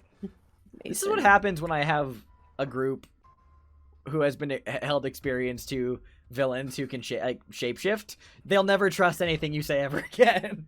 Yeah, we had pretty much. We had a fucking conversation that we look down the hall, it's secretly Jarlaxle, and then Jarlaxle pulls off his mask, and then it's Peter Haas underneath that Jarlaxle. Anyway. Yes. Mason, Kit, you were going to say. Sybil, to catch you up, the body we saw wasn't what was on the slab. Clyde was on the slab. Oh. That would explain the bugs. Sheriff, was that body moving around before?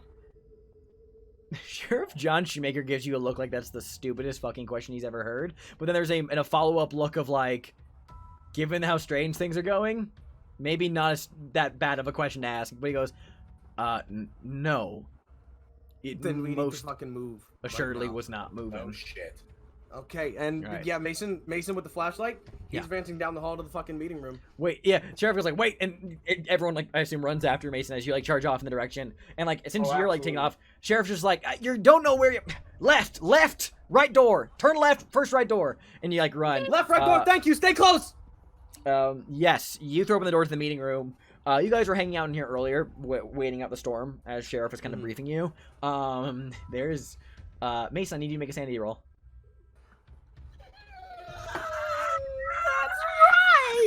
I assume motherfucker was gonna be gone. Okay. Yeah. Motherfucker, this is some scary shit right now. You're right. Monkey brain in me was like, fucking run, and just. Excellent. Your current sanity scores are 30. Fucking your current sanity scores are 36. Yeah. So just clarifying. So you'll need to lose 7 sanity points to go. To get your, like, indefinite insanity triggered. So just 7. We'll keep that in mind. So you take 3 points of sanity damage. Mason, as you run in, Mason runs into the meeting room, and you guys watch him briefly disappear around the corner, and then Mason screams. And drops his flashlight. Mason, from your perspective, you ran in. There is a large pool of blood that is on the meeting room table that is dripping off of it, slumped forward, seated in one chair, face half buried in like a small plate of food that is now also drenched in blood, is a police deputy who looks like he's had his throat slit. And it's just blood is pooling out all over the table. Mason... Yeah, he screams and drops his flashlight. Mason begins scrambling for the fucking flashlight to grab it again and get his composure. Yep. Gun fucking out. Damn it. James was directly fucking behind him. I was gonna have him pick up the flashlight until Mason already did. Sorry. It's okay. Yeah, Mason in a panic. You grab it again. Everybody else. Does everybody else enter, I should say? Oh, of course Sybil entered. Sanity check. Anyone who enters this room has to roll a sanity check. Fucking let's go. Nice. Okay. Will I get lucky a third time? Duh. Oh, Christ. What the fuck is that? So, 290 fucking... What the fuck? So same deal. Shit. Wow, that's wow, Orange Jesus. That is Yeah, for real. you two also take 3 points of sanity damage. Sybil, you take none. Word. All right. 3 points. There's so 3 many points. people in this doorway. Like, there's no way Kit's getting in this fucking room. Just saying. Yeah, no way, no way. For him. Well, actually, no. Sorry, James. Sorry, my bad. You don't need to roll sanity. Sorry, my I was bad. about to say, why did You're James even roll? desensitized. Yeah, no, it's a dead body. Sorry, my bad. So it's only Sunil. My apologies. I got a little word. caught up there. Never mind then. So Sunil, you took 3 points of sanity damage. Sybil, you took none. Cool. Now And I we're was all really good. happy about having 36 points. Fuck. Well, you have 33 now. Yeah. So, John looks in, goes, kind of like pushes himself to the floor and goes, "God damn it." That's actually Officer Gomez, one of your arresting officers from earlier. No. Yeah. The other one's unfortunately. not anywhere to be Not in seen. here. Not in here.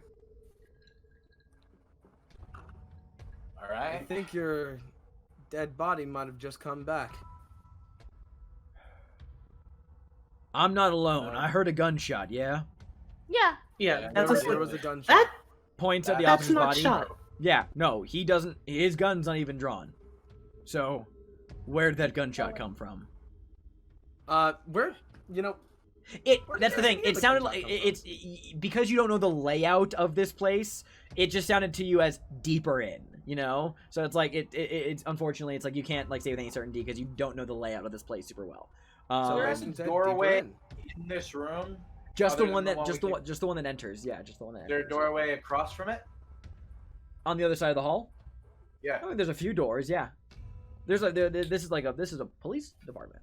James is gonna make his way the fuck out of that room. Yeah. Like turn it once he realizes there's no one else in that fucking room, turning right the fuck around, going to the closest door. Cool. I'm gonna. I'll say make a luck check. Actually, if you'd be so kind. Oh, and I just want to preface this: he's opening the door as slow and as silent as he can. Sure, make a luck check. First of all. Cool. another Good to know. failure. Good for me to know. Now, can you do me the favor of rolling a stealth check? A stealth check. Gotcha. Da-da.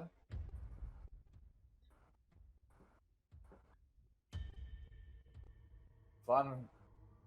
You All could right. use luck to, adjust that. Yeah, I could actually, couldn't I? That's like That's- 5 that's- luck points. We're in a dangerous, That's 14 dangerous position right now. 14. luck points. Oh, that's 14. Luck That's 14 points. luck points. That's 14. Yeah, I'm not gonna do that. We are in a dangerous life or death situation. Yeah. Yeah. How many other doors are around? There's a lot, and there's multiple hallways. So James, you walk up to one. You push open the door. You fumble. It groans like hell. These hinges need to be either replaced or lubricated. You push it open into a broom closet. Gotcha.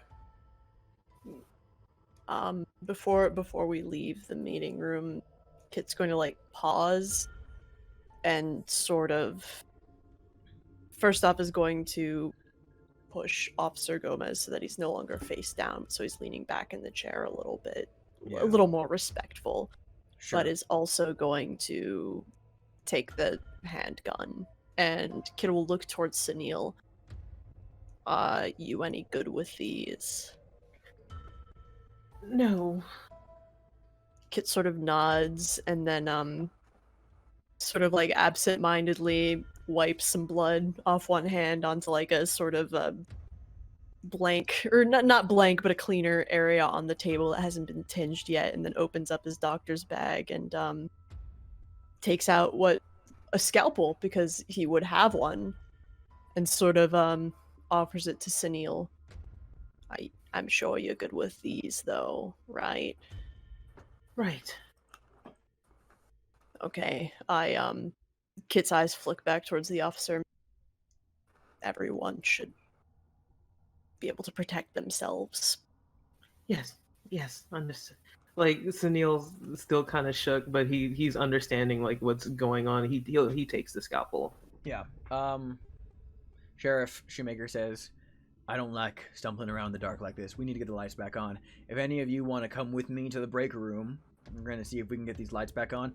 Otherwise, I think we should peel off and keep looking for people and tell them to get out of here while we don't know what's going on. So, who's with me to the breaker room?" I'll come with you to the breaker. All right. I go myself. I'll tell anyone to get the fuck out of here. All right. I'll come with you. Come with you, as in who? James, I'm coming with you. Oh. Let's go. Kit sort of looks at Sunil. Group of 3. Let's go. All right, so Kit will go with the sheriff, and then Sunil with James and Sybil. Then. No, wait. I was saying 3 groups of 2, not 2 groups of 3. Oh, okay. Unless the other way makes more sense. Well, neither of Kit you doesn't have a gun. flashlight. Oh, okay. Oh, that's I thought right. Kit still had the flashlight. No, Kit gave the flashlight to the sheriff, Yep. but Right, took Officer okay. Gomez's gun. Okay, yeah. Oh, Which Mason Mason- hands is a off Colt the flashlight 38. to James. Yeah. For bookkeeping purposes, just so you know, Awis, of the stats of a Colt 38, it's in the rulebook. You can look it up, but I will just tell you what I have written down here. The Colt 38. Oh, I wrote this down. Where are you? It is a D10 of damage. That's the basics you need to know. If anything else, you can look up in the handbook. For like all the other information. All right. Okay, so can you repeat those groups formations for me, please? Mason and the sheriff. Yep, James Mason. and Sybil. Yep. And then Kit and Sunil. And Kit and Well, do they Sunil. have a Well, light? We don't have a We light. don't have a so- light, so we're going I to split up mean, into 2 groups of 3. Yeah, so 2 groups of 3. So it's Mason, who's John, Sunil and who? going with? Kit. Mason, John, and Kit. Kit, and then James, Sybil, and Sunil. Gotcha. Yeah. Cool. We got somebody who can shoot, somebody who has a flashlight, and a semi-doctor and an actual doctor on each team, if you think about it. Mason said he was giving his flashlight to James, right? Yes. Yeah, he handed off the flashlight to James. Gotcha. All right, cool. Excellent. Give me 1 second. I hate this. I hate everything about this. Okay, I'm so having fun. Mason, Kit, and Sheriff Shoemaker are headed for the breaker room. So John's leading that charge. James, Sybil, and Sunil, what are you looking to accomplish moving around the police department? I think we're looking for any deputies and trying to get them like out, right? Like that seems to be the basic. Like Cool. just tell people to fucking get out. Cool. Great. Mason, John, Kit, head out. I will say, okay, so I'll start with James, Sybil, and Sunil. If all of you could roll listen checks, that would be great. If you'd be so kind. It's alphabetical. H-I-J-K. Alphabetical order. Jesus. I'd like to roll like something good. There we go. You just did. I'd like to roll something good. Thank you, I Roll see. 20, for listening to me. Great. Excellent. Now if I could get one person to roll luck for one group, another person to roll luck for the other group, if you'd be so kind. Not me. I got it for hours. Sybil, what's your luck? My luck? Yeah. 37. And James. She rolled it. She rolled it. Oh, well, I didn't see it. There we Why go. did you roll it? Well, it doesn't matter. Cool. I got a phone call. All right, cool. Oh, fuck it. James, Sunil, Sybil, you guys, the 3 of you, hear small bits of conversation and movement in other parts of the police station. You start to head in that direction to like find people and tell them to get out. So you start moving that way. Now, Kit, John, Mason. Sheriff Shoemaker leads the 2 of you through the hallways of the police department, kind of winding, like flashing his light in the dark. Occasionally, as you come to a corner, he'll like put himself up against the corner, glance around, shine the flashlight down, point his gun, and just go, yeah, it's clear. Keep moving. Until eventually you guys get to kind of like a little grimier, dustier part of the back of the police station. He goes, you can see that the door to the break room is actually ajar, and that there's actually been a trail of bugs here this entire way. And turned off the lights. yeah, he kind of like pushes opens the door very slowly. Does it look like the buggy bugs backtracked? It's hard to say. You can certainly try and roll a successful either spot hidden or track check for that. Oh, definitely not a fucking track check. Okay. You needed a hard success for this, actually. Oh my Because, God. because the bug, it's not like a breadcrumb trail of bugs. It's like clumps every so often, you know, and so it's hard to say. However, you get the idea that if something came this way, certainly hasn't come back. If something came this way, it certainly... So I get the impression that it's still in there? Unless there's another exit out of that room, definitely you get what you can tell is that something probably has not come back out. Unless there's another way to get through there. Cool. Yeah, Mason has his gun ready. He's got his gun ready. Cool. Oh yeah. I think everyone has their guns ready in this group, yeah. Yes, but Mason's also mentally preparing himself. Not that it's gonna do anything, but he's mentally preparing himself. Cool. Sheriff Shoemaker pushes the door open, shines his flashlight in. You can see the long, kind of like dark interior of the breaker room. And the far end of the room is the breaker box. And it is very clearly open, and it has very clearly been shut off. He says, "We found the source of our problems. All right, let's go." Kind of move It in. hasn't left. Are there any other ways to get into this room? There's a back door that leads outside. It kind of like shines, looks around. It's kind of like it's like this is like a mix between like a small cramped storage room and a breaker box chamber. So it's kind of like, think of the room as like having like a bit of like a T shape to it. Split's making gestures. I need to know what is being referred to. Let's look. Let's fucking scan the ceiling. Let's look up right now. Cool. That's what. Okay, you look up. There's nothing on the ceiling. However, if all of you would like to roll spot hidden checks now, you may. Just so you know, I was just like, I swear to God, if this man gets like chomped from above, I'm gonna be pissed. One more failure. One more failing roll. Let's go. Kit, you looking around in the light that Sheriff Shoemaker is casting in there for you. You don't see anything. You do smell like heavy rot. But you don't see any. I mean, it's a very cluttered room. You smell something, you just don't see anything, and it's kind of a general emanating. Think of the room as like a T shape. And he kind of like Sheriff Shoemaker takes a few steps in, shines like a light over towards like the left end of that T. You can see that there's a door. Nate says that's the back door, and you can see that it's closed. No, it's closed. Okay. I'm afraid of doing this. It stinks in here. Be careful. Right. Sheriff, do you mind if I take the flashlight for a minute? By all means, I'll cover you. Holds the gun at the ready. Trail of bugs. First of all, I want to check behind the door. Like whenever we open up the door, I want to check behind that door. Sure. You look behind the door. You don't see anything. I'm gonna look around. There's bugs. There's a few bugs scattered around the general area. It's kind of like it's no longer a cohesive trail you're following. It's more like there's just like clumps kind of scattered about the place.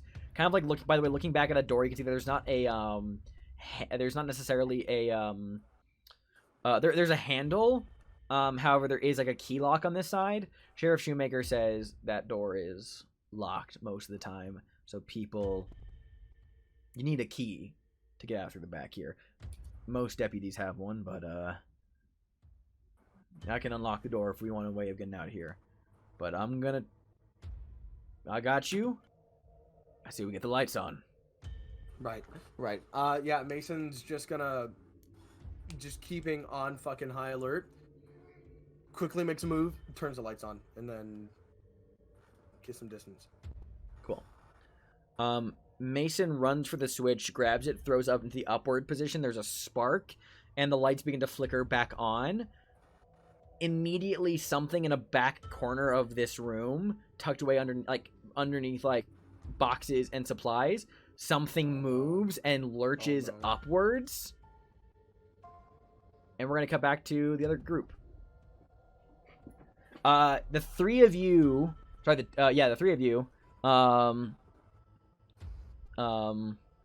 Sybil, James, and Sunil open a door into what could be described as like an archive room. You know, there's like some filing cabinets in here, and there's like a good like 2 officers in here, like guns drawn, and like in the middle of a conversation, they point their guns at you as you like open the door, and they just go, "You're the sheriff's guests, I guess you got. What the fuck is going on in here?" You know, that's a very good question, but you know what? Answers can happen later. Y'all should really get out of here. What? Listen to the little lady. Get the fuck out of here right now, unless you want some shit to go bad. It's bad in here. Sheriff's orders. Sybil, would you like to make a charm check? Yeah, no. Ooh, that's calling it close, but yeah. Your words, James, serve as like needless assistance. As soon as like Sybil talks, they're both like, "Sure thing, miss." And then, Thank you so much. Shit, that's all you had to say. And then they're just gone. Santa Fe, more like Simp Fe. Anyway, the 2 James officers, looks down at Sybil. Really good at that. Thanks. You know, I do what I can. the 2 officers peel out. And they'll be like, if we see anyone, we'll tell them to leave. Where's the sheriff? Thank you so much.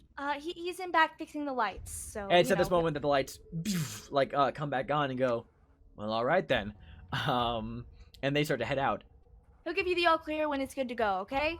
Back. Don't come back until he says so. Back in the breaker room. If you see Clyde, shoot him. What? Okay, back in the breaker room. I'm gonna need everyone's dex scores real quick. Oh no! Oh fuck! Oh my god, it's combat time. Mason, what's your dex score? 55 plus I have my gun out. Yep, so it's 105 because you have a readied firearm. What is Kit's plus his readied firearm? 70 plus 50 would be 120. 120. Sheriff Shoemaker's would be 30 plus 50. 105. Wait, no, 115 actually. Yeah, 115. That math checks out. And I need to compare it to something else real quick. Yeah. Y'all have readied firearms. So you guys, in the flickering lights as the power comes back on in the sheriff's apartment, see something rustle out and very slowly lurch from underneath a series of crates, boxes, and other bits of supplies here. You see a single, like, one could describe it as an arm in the flickering darkness emerge out from underneath a box, but the hand and arm is covered in maggots, worms, and crawling centipedes, slaps out and immediately begins to fall. It's followed by another arm that hastily scrabbles out and lunges towards Mason's ankles. All of this is audible to everybody. However, here's the rub. For this round, you guys don't get to do anything. This thing has a high stealth skill because Kit did not get a hard success on a spot hidden. He did not know that there was something in a particular region. So this thing will get a single surprise against you before we enter the actual round.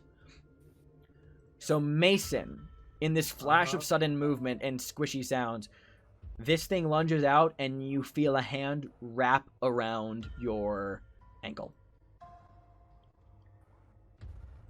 How much do I have to roll? You don't have to roll anything. Yeah, hold on. Oh my god. I'm double checking something. It does get a bonus dice. Hold on. Let me see what that is. Here it goes. It still fails the check. However, so because you're surprised, you can't do anything. However, what happens is you feel something grab your ankle, and you reflexively kick and get out of it. As the thing was unable to grab you and harm you, However, as the lights flicker on, you can see halfway peeking out and crawling out of this storage supply the desiccated corpse from the morgue. This rotted, fetid thing covered in maggots, worms, black and red centipedes that skitter across its approximately humanoid form. Every move, a pop of rotting sinew and old bone marrow and the squish of insects as it moves, just these individual as it crawls out, scrabbling out, and it looks with vacant skull eye holes at all of you. Everybody in this room needs to roll a sanity check. No. Oh my god, fuck, here it comes. Temporary insanity. Let's go. Oh, what the fuck? Can I have a moment where I tell what Mason's thinking right now? I would love to. Just give it 1 second. And let me roll for John real quick. Poor Sheriff Shoemaker. Oh, he's fine. He's doing a great job. He's doing a great job. However, this is one of those cases in Call of Cthulhu where even though you succeed, you still take sanity damage, but not as much as you would have. Even with an extreme success? Yes, it does not matter the level of success. You will always take one value or the other. Sometimes it's 0, sometimes it's another number. In this case, you only take, because everyone succeeded, which, man, Mason, you lucky. Fuck me, dude. What the fuck? Not to pull the curtain back too much, but this thing has a normal, this thing has a sanity loss score of 2d6 if you fail your sanity check. However, you all of you only take 2 points of sanity damage. Oh my god, I'm back to where I started. So yes, Mason, I'd love to hear what you were referring to with what is going through Mason's head. So Mason's ankle, it gets grabbed, Mm-hmm. and Mason pulls back, panicked. He sees the dead body and he sees the bugs, and his mind flashes back to one of the first days that he was in Peru. Mm-hmm. Flashing between several, or the two bodies that he saw, one already being dead and massacred by what we called the vampires, and the other being the man that had the bug inside of him, and now his mind is flashing towards him having to shoot Larkin versus them having to deal with the fucking conquistador. Yeah. And Mason, steely-eyed, angry, just very red in the face, just points the gun at it and fires. Totally. And just to clarify, anytime you take sanity damage, it does involve an involuntary reaction. I think that's a great description of what Mason does. Just, even though you steel yourself against the greater horror at play here, the underlying sanity damage you take here, Mason reflexively and angrily screams and fires at this thing with anger. So great. Well, great. Now we're in the actual order for this. So, you'll get to that after Kit and John get to react.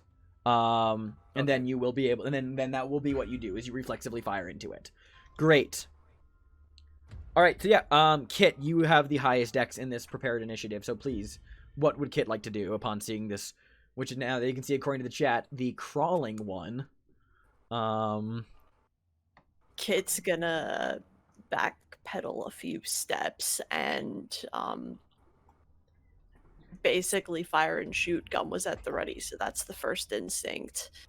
Yeah, this is a small room. I will give this a point blank bonus die. Okay, that is 1 bonus die, yes? 1 bonus die, that's correct. Success, hell yeah. Let me check its stats. I'll roll the bonus die. Oh, shit. Okay. Fuck. That would 13 would be a hard success, wouldn't it? I believe so. Yes. Okay, so it's not an impaling. It's okay. So it's a hard success. Let me double check this thing's stats. this thing is going to attempt to dodge for cover. It has very low dodge score. Very low dodge score. So let me roll that thing's dodge score. Yes, James? No, that's me crossing my fingers. Oh, gotcha. Cool. Where is I its appreciate it, though. dodge? Yes. There it is. Yeah, that is a failure. Yeah, no. Eat shit, fucker. Great. You fire a shot into this thing. Go ahead and roll damage.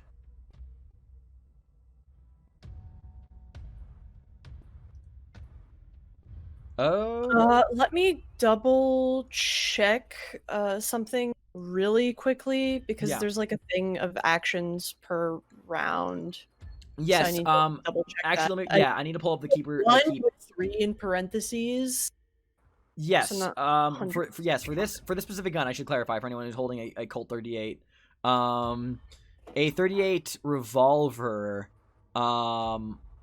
has a use per round score of 1/3, 1 That means you're gonna fire one shot. How the 3 is you can choose to just open fire. You can do a total of 3 shots. However, each additional shot gains a penalty die. So because if you want to open fire on this thing, you can. 3 shots.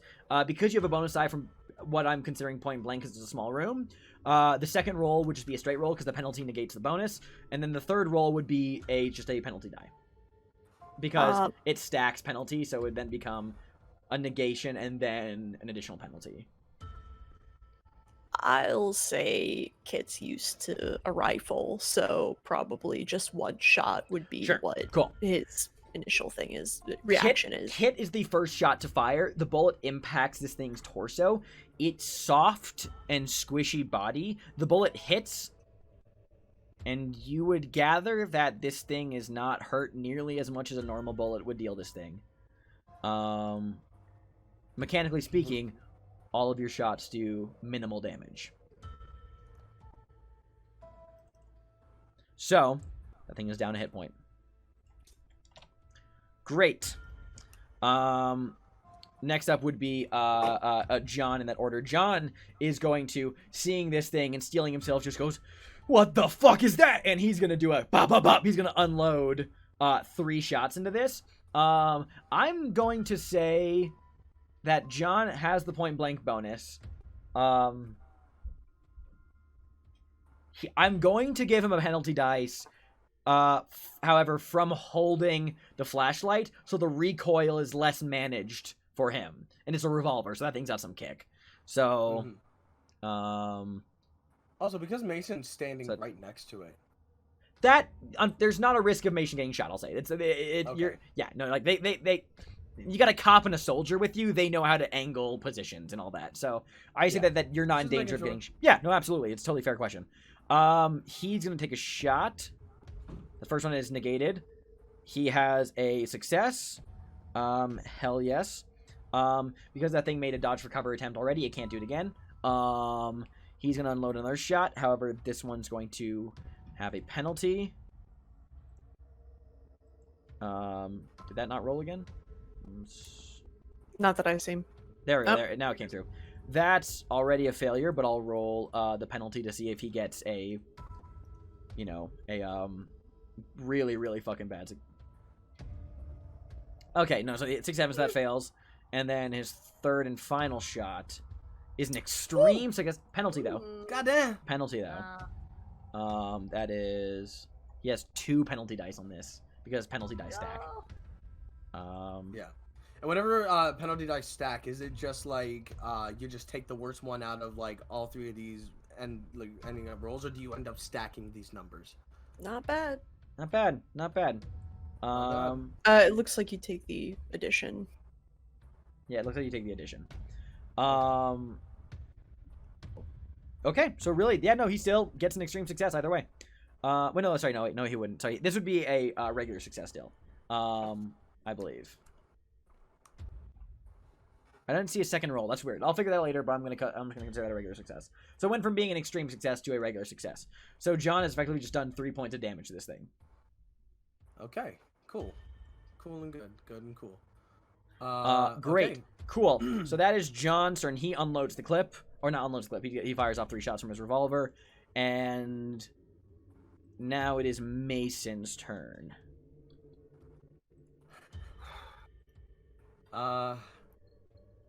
Yeah, Mason's just gonna he's just gonna fire once Yeah. and then Hell step yeah. the fuck back.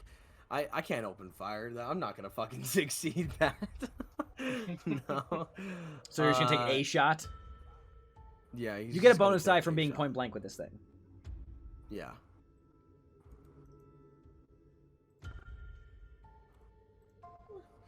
Hard success. And So then- whenever it comes to the bonus die, Yeah. do we have to take like if the bonus die ends up being worse? Bonus do we die have is to take bonus die only applies to like if you roll a better number you can take it, otherwise you ignore it. that? Okay. So just go ahead and take the and I don't think I'm gonna like be able to roll anything lower than what I just got. that is true. That is that because the penalty die, sorry, the bonus die is a tens die. So actually, that's true. You got a 0, so you actually can't do better than that. So you don't have to roll it if you don't want to. Yeah, no, So that's I a won't- I hard won't roll success. it, but So you deal just again a singular point of damage. Guns do minimal damage to the crawling one. okay. Hell yeah! There is this volley of 5 shots that ring off. Mason, your ears start to ring just and as these 5 gunshots, 1 from you, 3 from John, 1 from Kit, go off and slam into the body of this horror, this horror covered in grave insects.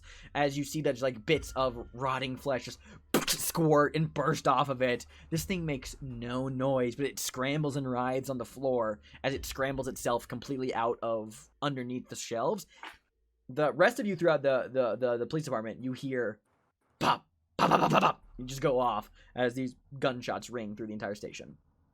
Shortly after the lights come back on. Now it is the crawling one's turn. And then after this, we will see what the other group does in reaction. This thing writhes around on the ground, looks up at you, Mason.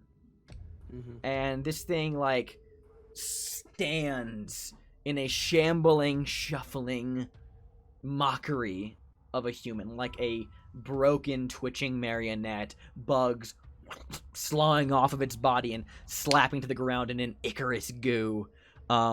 It looks directly at you, Mason, and it just it like holds a bony, gooey, bug-covered hand at you, and you see a flash of light come from its palm as it casts Mind Blast. Okay, that didn't work in the chat, but that's okay. Come again, motherfucker! I What the need fuck? you to make a power roll.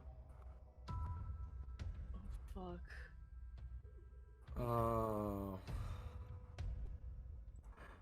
I'm scared because my power is 30. Go ahead and roll. Oh my god! What the fuck? Bro. That's an opposed. What the fuck? That's opposed power. That is. Oh, yeah. You beat it. You beat it. That was an opposed check. That was you needed to make a hard success. Oh shit! It's the level of success that matters. It's the level of success that matters. Oh my god! Okay. You feel this horrifying thing trying to push into your mind with some unnatural blast of force. But you are angry, and you grit your teeth through this thing as you stare down this horror.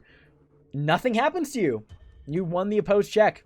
Nothing happens to you. However, it's now down 10 magic points. Nice. And Yeah, that son of a actually- bitch! Fuck that bitch up. Okay. Meanwhile, back in the hallway, I will say, you hear these gunshots go off. Sybil, James, Neil, your immediate reaction. What do you do? Right the fuck back where Yeah. we came from. Sybil like runs for the there's a gunshot. Let's go. Oh fuck. Hell yeah, you guys are just booking it. You guys will arrive there, I'll say, reasonably in 2 rounds to navigate the hallways. Actually, no, it's a small building. I'll say you get there in 1 round. You know, if you're just all just booking it. Then we'll factor in your dexterity and shit. All right, cool. Kit, you get to go again. It once more is going to backpedal. Well, it seems to be engaged with Mason, so Kit's going to stand his ground and say, Mason, get the fuck out, and will once more try another shot with the Totally. handgun that he's holding. Please roll. You have no idea how fucking mad I am that the Mind Blast failed. Against Mason, who was a surefire target. I mean, come on, RNGesus. Listen, the number gods have been very mean to Jordan. Mason has been wanting such a normal fucking life. Remember, like, you after have a fucking- bonus die. I do have a bonus die, thank you. Yeah, just Poor Mason. Poor Mason. I will use 2 luck points to make it a 40. Wait, hell- yeah, I can do that. Yes. Hell to the yes. Do it. Hell to the yes. Okay, cool. It's not going to attempt to dive for cover this time. The shot goes off, deals another point of damage to this thing. Just one shot, or are you unloading? It's still gonna be one shot. Kid is so trained with the rifle that Absolutely. Cool. All right, John, I'd say is a little less reactive this time. He's just gonna take a single shot at this thing.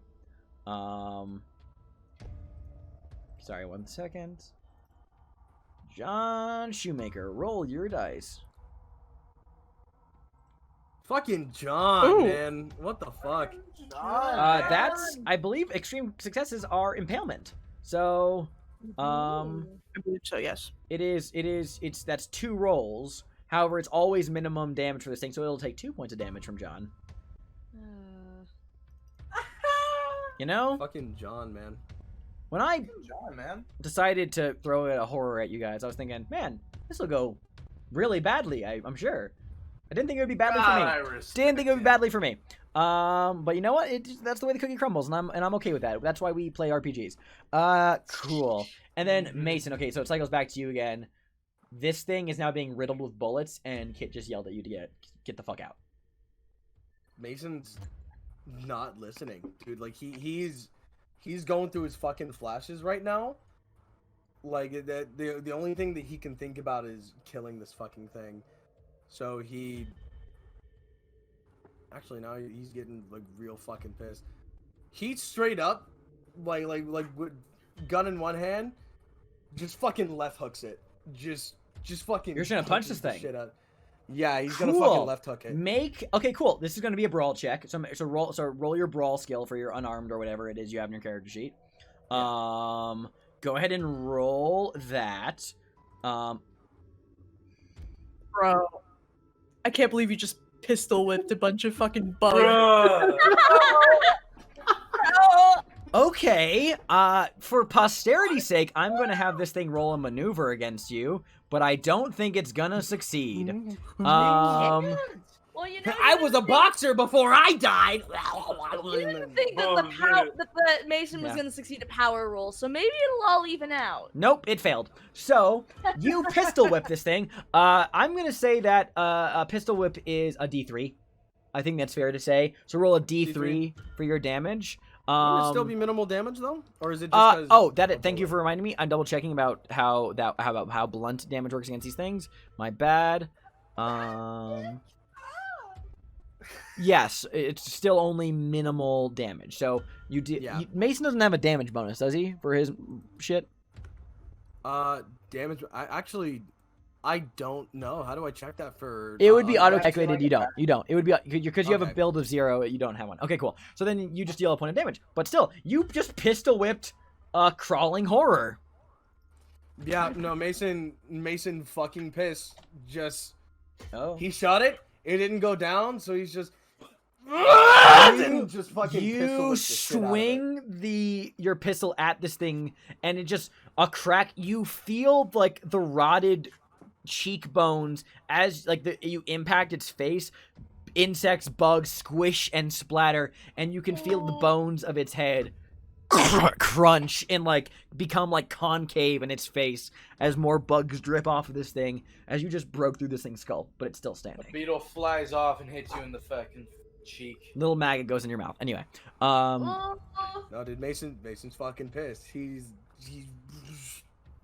rearing back. in response to that, it pulls out, not pulls out. It was always holding, but it was obscured by layers of insects. You see it is holding a very bloody scalpel in one of its twisted insect-covered hands. Okay. And I'm considering a scalpel to have the stats of a like switchblade, is why I'm giving it like a small knife. Okay. It Yeah, because I've got a switchblade, so that's like 1d4 of damage. Yeah, so I'm gonna give it the My same stats. switchblade? I'm giving it the same Yeah. stats. Yeah, I'm gonna have it roll again. This thing does not. So here's my predicament. I don't want to like peel too much behind the curtain. I want to be like there to be some immersion and like things to be scary still. But there comes a time when I'm like, I need to point out some mechanical things. My big thing was hoping that spell would succeed against Mason, because that uses almost all of its magic points up. And it don't have enough to do that again. So its real strategy here is to try and stab him. Stabs. with the Magic bug didn't man! work. Gotta stab him. With the bug man is trying to stab you! Hey, Bug man like, so "Oh, that's fuck, they ain't that's a playing success. around." That's a success. Ignore the damage one. So I will say, are you going to fight back against this check or try to dodge? Because if I just know, so I can remind people how combat works. When you're making attacks against each other, you can either choose to fight back, dodge, or maneuver. A maneuver being like, a specific goal, like I disarm it, you know? Dodging obviously being like getting the fuck out of the way. Fighting back is you are actively being violent towards the thing in return. Basically, if you're trying to in any of these cases, you're rolling to see if you win. This thing rolled a regular success. So are you going to try Fucking to 28. dodge, fight back, or maneuver, or are you just taking the damage? What would I have to roll for a maneuver check? It's the same as a fight back. It's a brawl check. But you don't deal damage when you succeed. You just need to tell me what your maneuver is. It is a physical goal-oriented thing. And then the fighting back is You will we do make damage it- to this thing if you succeed. If you get a higher level of success. Same thing, brawl check, but Okay, not to metagame or anything, but I'm just going to give you some mechanics information. If you Please. fight back and you have a draw in the level of success, the attacker wins. mhm. If you dodge and you have a draw in the level of success, the defender wins. Yeah. So I if you don't know if that dodge, will work for you, but yes. so you would need to get a hard success either way, on either a maneuver or fight back. Regular success on a dodge check to just not take damage. That is Yeah. up to you. So, if I were to fight back, Mhm. or maneuver, I have a higher chance of getting a success on a maneuver or fighting back than I do Sure. on a dodge. Sure. Okay. So what is your But- brawl skill? 60. Okay, so And you I need need to to get roll a a hard 30 or lower in order to beat this thing. Okay, that is a 70% chance of failure. What is your dodge? My 37. Okay, so still. Yeah, it's roughly the same odds either way. So that's up to you. It is your call. Otherwise, this thing is just going to gash you with a scalpel and you'll take damage. Okay. Go for the dodge. Mason's gonna go for the maneuver. Okay. What is the maneuver? What are you he's trying to going do? For the maneuver, he's just gonna. It can be he's gonna like fucking... disarming it, tripping it, like whatever goal you want to accomplish, that is what qualifies as a maneuver. Discombobulate. Discombobulate. Discombobulate. God damn it. So disarm or trip. Yeah, Mason's gonna duck down and kick out his legs. Fuck yeah. All right, give me that brawl check. You need a hard success. Oh man. Oh man. Unfortunate. All right, unfortunate. All right, then in that case, Mason. Wait. Luck points. It's only No, 6. He needs a hard success. he would not a need regular to spend success. I need a hard 36 luck points to get that one. Unless I've you have got that many. 76 luck points, and Oh. I'm not gonna. You do sure? That. Okay. No. Okay, No. okay, No. just no. asking. I'm not gonna do that. Just asking. Okay, and this thing does not have a damage bonus. Mason's I gonna have to believe- heal for a little while though, Yeah, it doesn't have a because damage bonus. he just got shot like a couple of days ago. He's gonna Yeah. have to deal with this. How much health do you currently have, by the way? 11. Okay, so this even at max damage, if that's what this thing deals to you, you would not. This is not even close to being a major wound. So luckily, you're not going to be in too dangerous territory. I will say, because I'm considering this only to be a D4. I was fucking surprised it succeeded in the first place. All right, this thing, the scalpel buries its like a deep gash across your chest, cutting through your shirt, leaving a line of red. Scalpels are fucking sharp. This thing carves a nice deep cut into your skin. As you begin to bleed, you take 3 points of damage. Great. On that note, the door bursts open. James, Sybil, and Sunil to the rescue. Da-da-da! 3 of you make sanity checks, please. Okay. I was gonna have a whole thing where I tried to avoid the sanity check by please, just not no, going. please. Okay, if you didn't want to go in, then that's fine. If you didn't want to go in, then I won't have you roll. My apologies for assuming. I mean, he straight up was just gonna argue. He's just like, no, I'm not strong. I don't have a gun. I don't have any sort of whatever with any of this. I don't know what's happening. Cool. The argument. Stay out there.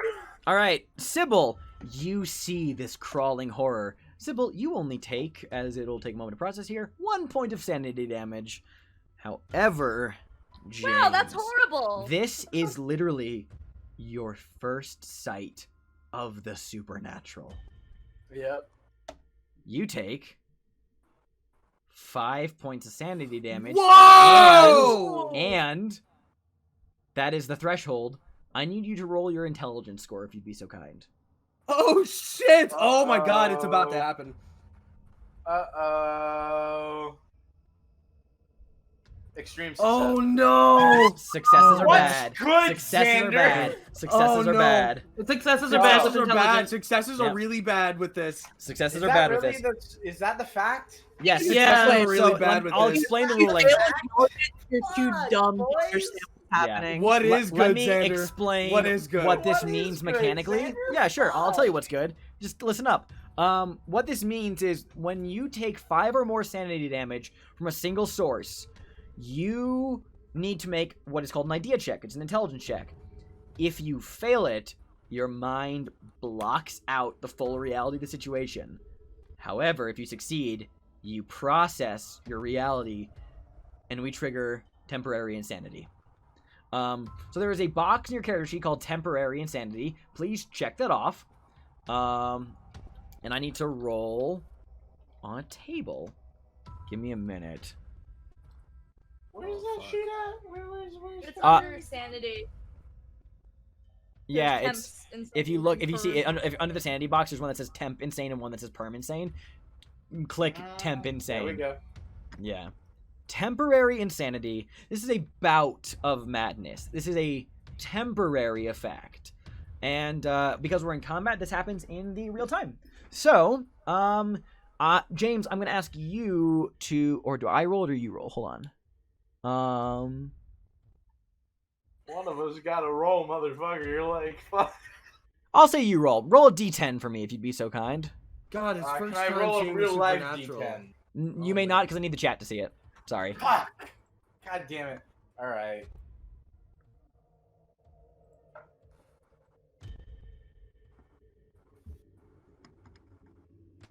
Oh man. 6? 6. Oh, So, James, can you roll another d10 for me real quick?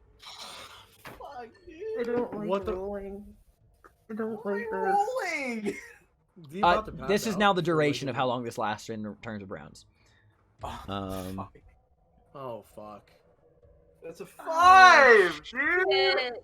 James, you throw the door, like you shove your way into the breaker room, point gun, seeing gun out, ready to see what's going on, and you see this standing, shambling corpse that is covered in insects. The thing you looked at in the morgue, up, moving. This is not some person. This is an undead horror. You got your vision goes tunnel. James faints. Whoop. James is now unconscious for the next 5 rounds. Well, fuck. James passes out at the vision of this horror. So, Sybil and Sunil, what are your dex scores, by the way?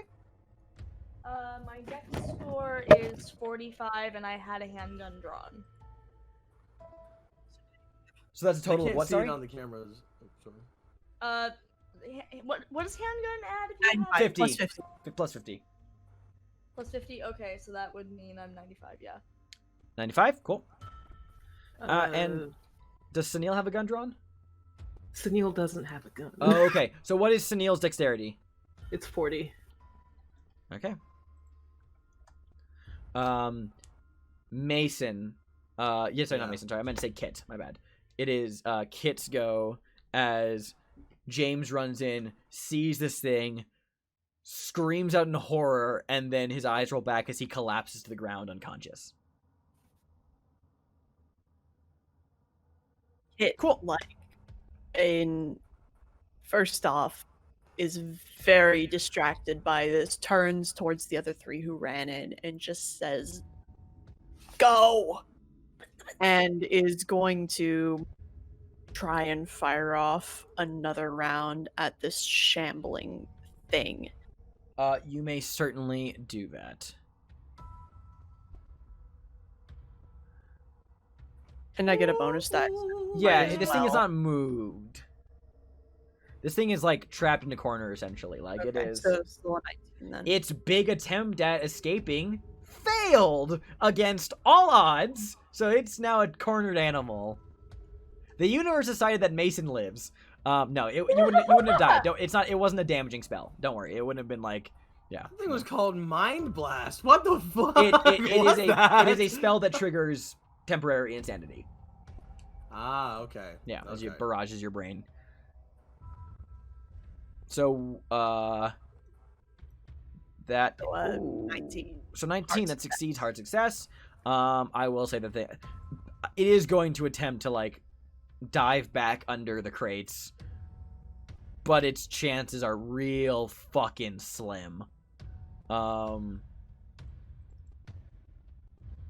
allow me to roll that. Yeah, no way. Bada bing, bitch. No way. It's another point of damage to the crawling one. Get fucked. Is that all? Ooh. Is that all Kit does? Kit's honestly between the 3 who just showed up and then Mason's still within that thing's grasp. Yeah. Kit can't justify not standing his ground at this Totally. point. Are you unloading? Or are you... No, Okay. it'll still be the Kit's Gotcha. training is so ingrained that he's probably just going to do the one and Gotcha. done for each shot. Gotcha. Abso-fucking-lutely.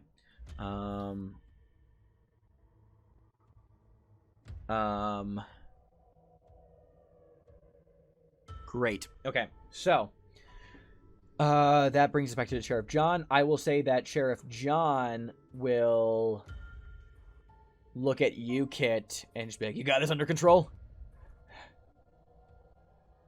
Get them out of here. Yeah, and Sheriff John begins backing up. I will say that Sheriff John does go to like grab the back of your shirt, Mason, since you were just wounded, and try to like yank you out of the room. Would you resist that, or would you let him begin? Mason's resisting. His mind is. These are opposed maneuvers. Opposed maneuvers. His mind is tunneled right now. So you can either dodge this or maneuver against it. So because John is trying to maneuver against you. He doesn't have a great brawl skill, but he's trying since you're fighting back. 63. No, he fails that, so. Okay, yeah, I'll also go with... What if he extra fails? Yeah, right? If he extra fails, nothing happens. Yeah. Mason, he's gonna do a maneuver. He's not gonna, like, hurt the officer or anything. It's just, he sees a hand coming towards him, and he's gonna fucking... Just slap it away. Go ahead. You reactively throw your hand back. You don't hurt him. You said this was a maneuver. But you do more than just slapping his hand away. You fully shove Sheriff Shoemaker all the way back across the room towards the door. Like, you shove him back, and he, like, stumbles back towards the door, far out of range, and Sheriff Shoemaker's stunned just goes, Miss Cordova, come on! And he, like, begins to, like, try to get you to get out of the room, too. But, like, he can't do anything on this turn. He's just, that was his turn spent trying to get Mason out of here. And then, but Sybil, so now John's like, get out of here! What does Sybil want to do? God, well, Sybil... Oh, I'm sorry, no, sorry. Mason would go before Sybil, my apologies. Because, got 10 more. Sorry, my bad. Yes, Mason. Once again, just like he's in fucking brawl mode. He pistol whipped it once. He's gonna try to fucking do that again. Do it. He wants to beat this thing into the ground. Nice. It will try to. Oh no, it didn't. It dodged. It can't take any reactions, I believe. Yeah, that's right. It did. It made dive for cover. It like threw itself to the ground, and you're just fucking beating down on this thing. Yeah, no, it can't. It can't do anything. Also, dive for cover. Don't you forfeit your next turn? Yeah, so it won't be able to go next. Oh. Well, you forfeit your actions next turn. You can still like move, I believe. Yeah. If you're like scrambling. Yeah. Because Yeah. it's on the ground. Is it like prone? Is it like It's do prone, rules so apply? you actually have 2 penalty dice to this because it's prone. I have 2 penalty dice to it because Not penalty. No, sorry, not penalty. I meant bonus. My bad. Sorry, I meant bonus. So that's Okay. actually roll 2 more bonus dice actually because it's point blank. Oh wait, no, point blank isn't a thing for brawl checks. My bad. So this would be one bonus die because it threw itself to the ground and it's an easy target for you to just like lean down and start fucking wailing against this thing. So yes, go ahead and roll a bonus Let's see die. if I can get a higher thing for that. Bonus? Ah! No, it's the same. Cool. 45. It's another point of damage. Now, Sybil, it is your turn. God. Well, Kit said to go. Kit said to leave. Mason's in danger. Sheriff said to leave. Sheriff also said to leave. Sybil is I guess I can't exactly have Sunil help me move James, can I? Because it's not like we can do like a... I was actually gonna ask on my turn, where are James's legs? Yeah, because I'm like, I want to get him out of the room. No, Or I mean, arms. I'd say generally, that the two of you, if you're mutually agreeing that that's what you two are doing, Yeah. I'll allow that. Sybil's It's like- not going to be a check to just grab James's unconscious form and drag him out of the room. Yeah. Like, Cool. Sybil looks very... She's like, Mason, get out of here! Sunil, come on, let's grab James. Like, just like, okay, that... Already on it. Hell There you to go. the yes. Excellent. Okay, cool. You do Would that. this be because it's Sybil's turn? Would it be That's both going- of us roll with the help, and I still get a turn, or would it be? You don't need to roll anything for this. It's Okay. you're just dragging him. But however, I'm saying that if that is what you two are agreeing that you're going to do, what is Sunil's strength score and what is Sybil's strength score? Sybil's strength score is 40. And Sunil's?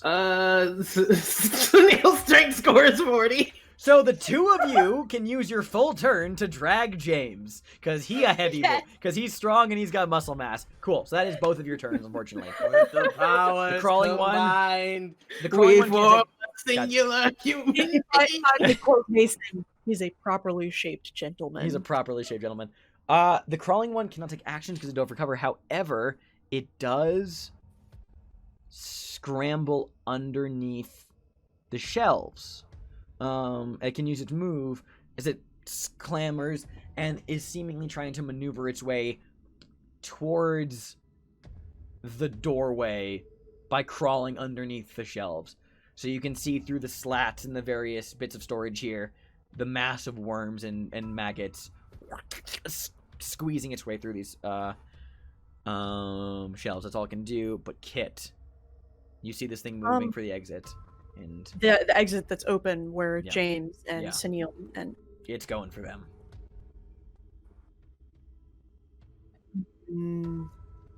I want. If you're choosing to shoot this thing, it's again, it's a small room, so all it's because point blank is a certain amount of distance from you factored by your stats. Because this is a small room, generally it's all going to be point blank. However, because it's between the slats of something, bonus die, penalty die negates each other to be a straight roll if you chose to shot it. Just letting you know. I actually want to try and go for the shelf and try to tip the shelf onto it so it kind of crushes it if possible. Like, would that be a Ooh. possible thing to do without hitting the other three? Let me think about this for a second. Hold on. Sure. I'm going to say that according to the chart. Okay. Yeah, I'll allow this. I'm going to... Maneuvers are things that don't do damage. So I am going to I'm going to actually consider this a... You know what? Here's what I'm going to say. I'm going to consider this a maneuver. However, it is... You're not doing something that is like you directly are doing like the thing to this thing. Your maneuver is trying to tip over a shelf so it lands on it. That's creating an environmental hazard. So the maneuver itself does not do the damage. The environmental hazard it could create will. So that's what I'm going to rule it as. So go ahead. All right. What is Kit's build, by the way? That would be 0. It is 0. This thing also has a build of 0, so great, cool. Roll your brawl check. It has been around, so it can attempt to do something back to you. So go ahead and roll. I am. Let me whip out the calculator real quick. Oh, are you about to Time dump whip all your out the points? I am going to calculator. use 41 luck points to make that a success. Okay, hold on. Holy fuck. Hold on. Holy shit. Let me check my rules here. It is going to... I'll consider this a...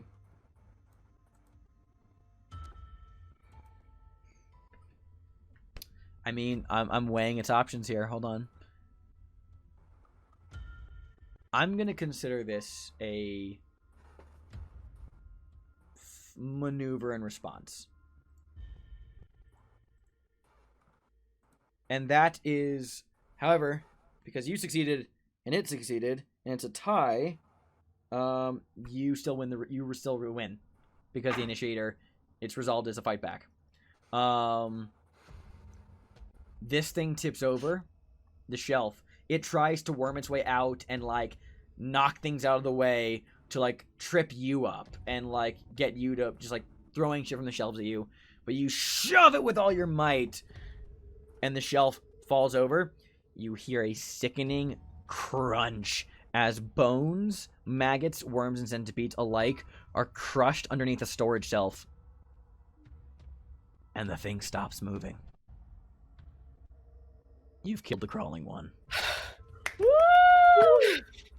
Kit, not missing a single beat, takes a breath, whips his head to look at Mason, and then takes 2 sharp steps and slaps Mason across the face.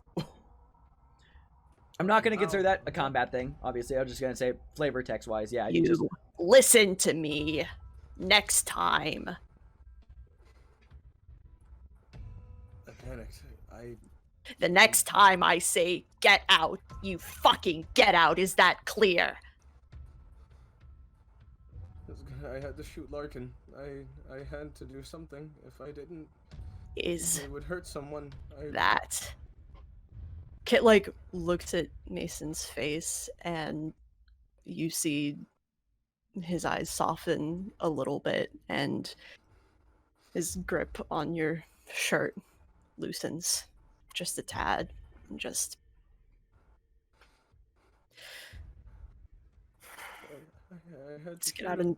get out into the hall. I'll take a look at this. I had to shoot him. Let's get out into the hall, Mason. Okay. Let's get you patched up. Okay.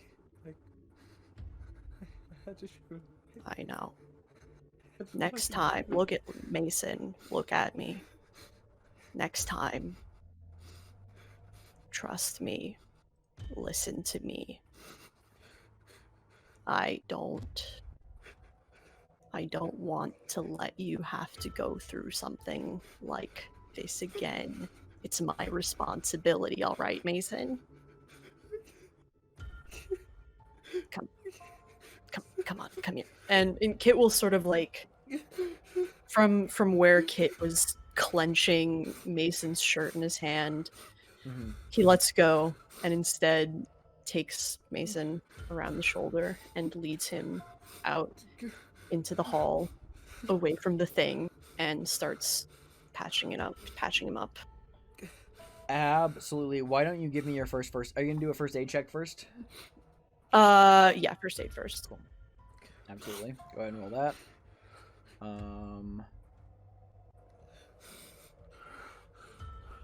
Nice. Extreme success. Remind me, first aid checks heals how much? I'm pulling it up. It's 1. Yeah, 1 hit point. Okay, cool. You start to patch him up. Preliminary, you take a look over at the gash in his chest. You start to, like, clean up the blood.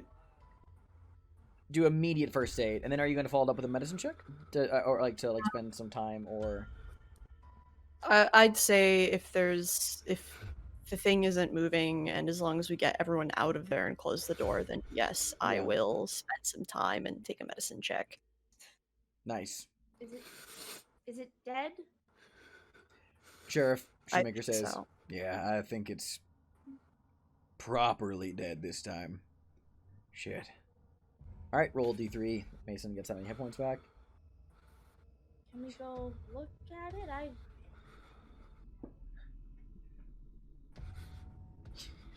Sheriff Shoemaker looks at you, Sybil, like, you are a train wreck of a person.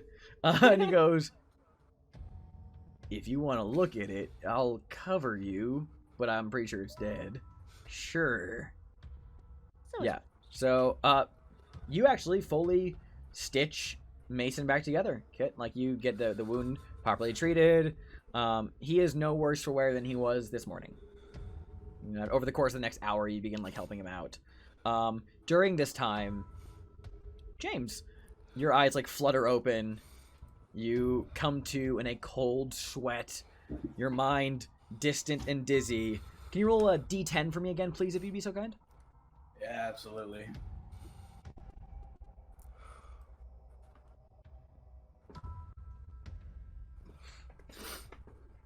You will have temporary insanity for the next hour, so by the time Dr. Sullivan finishes healing Mason, that will be gone. But you are, for the next hour, James, you come to, you are disoriented, you are dizzy, your mind reels and spins from what you were seeing.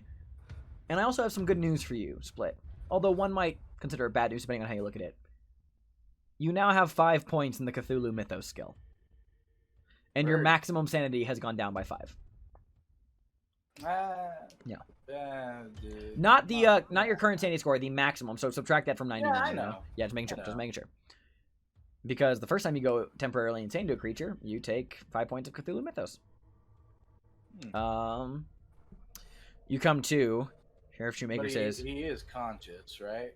he is conscious. You come to, and you're just, for the next hour, your mind reels, spins. You are shaken to your core.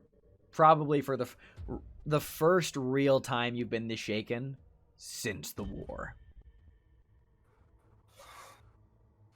Fucking first thing he has, hand on his gun, raised, ready. He's getting the fuck up. Sheriff Shoemaker holds my hand and says, James, thing's dead. The thing's dead. It's stopped moving. You're okay. Everyone's okay. The thing was dead before we even fucking got here. That thing needs to burn. Under normal circumstances, which these sure as hell are not, I would remind you that protocol... Fuck protocol at this moment. Yeah, no. If, we can burn that thing. I'm actually in full agreement with you. What was that, Sunil? Oh no, I think that I think it should be burnt. It has to go. Fire sounds good. Yeah, I got some cans of gasoline. Where? Out in the back, and I think if we're gonna burn this thing, we should do it in the back lot where people can't see. We don't Someone fucking grab the thing. I'll meet you out back. Miss Cordova, you wanted to see it. You want to help carry it? Absolutely. Ugh.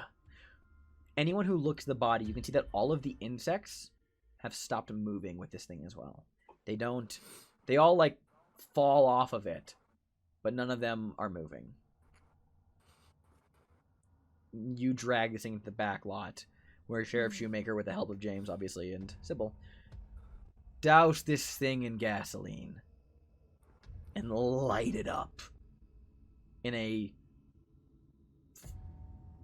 billowing fire, exuding acrid black smoke out into the night. Now, Xander. Yeah. For RP purposes. Yeah. You would say that a temporary bout of insanity means much less rational thought, right? I can tell you the exact book description of a temporary insanity. 1 second, just so we're all clear on it.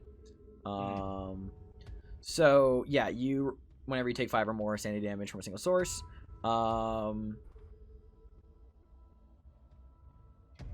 second. Yeah, so you enter a low. You have entered after the initial bout of madness, which was you fainting. You may freely choose how to roleplay being insane. Essentially, while in this fragile state of underlying insanity, any further sanity damage you take immediately triggers another bout of madness. However, this only lasts an hour, so as long as you don't take any additional sanity damage in the next hour, you will be fine. But it is kind of up to you. But you may still, while insane, you may act completely rationally and normally, only outwardly presenting your insanity. So it is up to you what James's low level temporary insanity looks like over the course of the next hour. That is in your hands. So directly after setting this fucking corpse ablaze, James, I'm assuming standing right next to the sheriff, reaches right over, grabs him by the fucking chest of his shirt, pulls him over. Every other fucking body in that goddamn morgue needs to come out here right now. James. Clyde, especially. What? James, the only body that was getting up and moving was that one. The other ones are fine. Do you really want to fucking take the risk after what we just saw? I'm going to actually ask you to make a persuasion check. But Sybil, what were you going to say? No, I mean, James. I would assume the movement would had something to do with the bugs. If the bugs aren't moving, and they weren't moving. Why did it look like Clyde? How could it have looked like Clyde? I don't know. Unless Clyde's moving too, we need to... Clyde's not moving. The only body that was abnormal was the one we just stopped from shambling back around. The other ones have remained firmly still and cold in their lockers in the morgue. I hear what you're saying. I'll keep a close eye on Clyde's body. But this thing was unnatural. Those other ones still fall under protocol. I can keep a close eye on them. but we're not gonna burn Sheriff, you don't any even more. fucking remember a single name of them. Be that as it may, I'm not going to burn any bodies unless I see visual good cause that we should burn them. If they're just bodies, they're just bodies. And he lets go. I of the sheriff- appreciate sheriff. your assistance, but need I remind you who is the sheriff and who has the ultimate jurisdiction here? It is your town. You can do it as you like. You should sit down. You need to go sit down for a few minutes. I need a fucking drink is what I need. Yeah, well, there's coffee in the meeting room. Right. Yeah. Sybil, would you mind escorting James here to the meet? No, bad idea. Front take him room. to the Irene meeting keeps room. No one's going in the meeting room. Irene keeps an extra pot out in the front entry near her desk. Yep. Will do. Okay, Thank go to the meeting room, sit down in the waiting area, hang tight. Mhm. Dr. Sullivan, your counsel, for a moment, if you'd so please. Sybil takes Naturally. James' hand. Gonna be okay. James is gonna follow Sybil. He trusts this group at this point. Yeah. Dr. Sullivan. On her way, Oh, yeah, Sybil please, go also, ahead. like, is Mason, like, also... Because Mason was there, and he seemed very upset, so I think Sybil also, like, reaches and grabs Mason's hand as well. We're gonna go to the front room, and we are gonna sit down and have some coffee, and take some deep breaths, and it's gonna be okay. Mason, still in. He's not in tears anymore, but he is recovering from that. His eyes are pink and wet. Sure. He gently takes Sybil's hand without a word and follows her back inside. Sheriff Shoemaker pulls you off to the side. Kit. Alright, you're the Sheriff. doctor. What the fuck?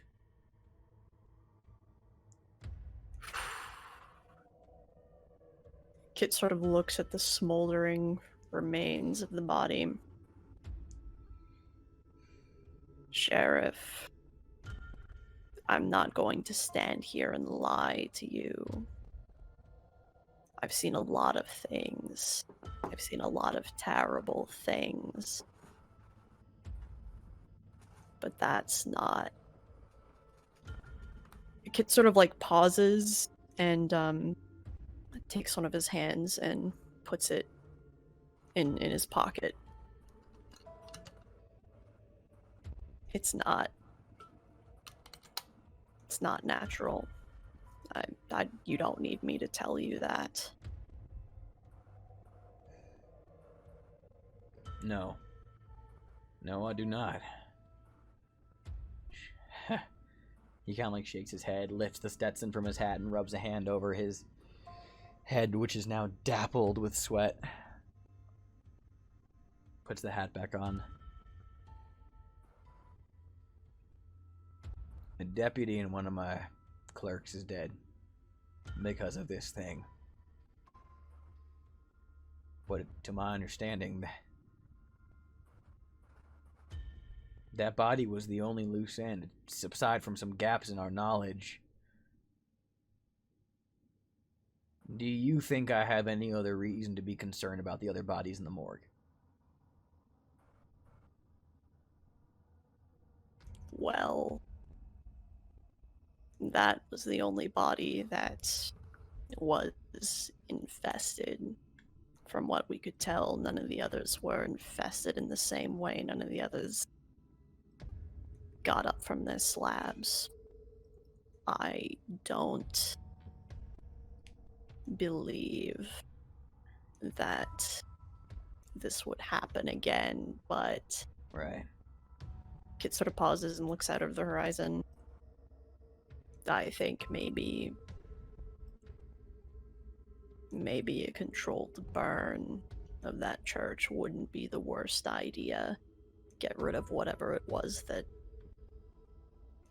infected them.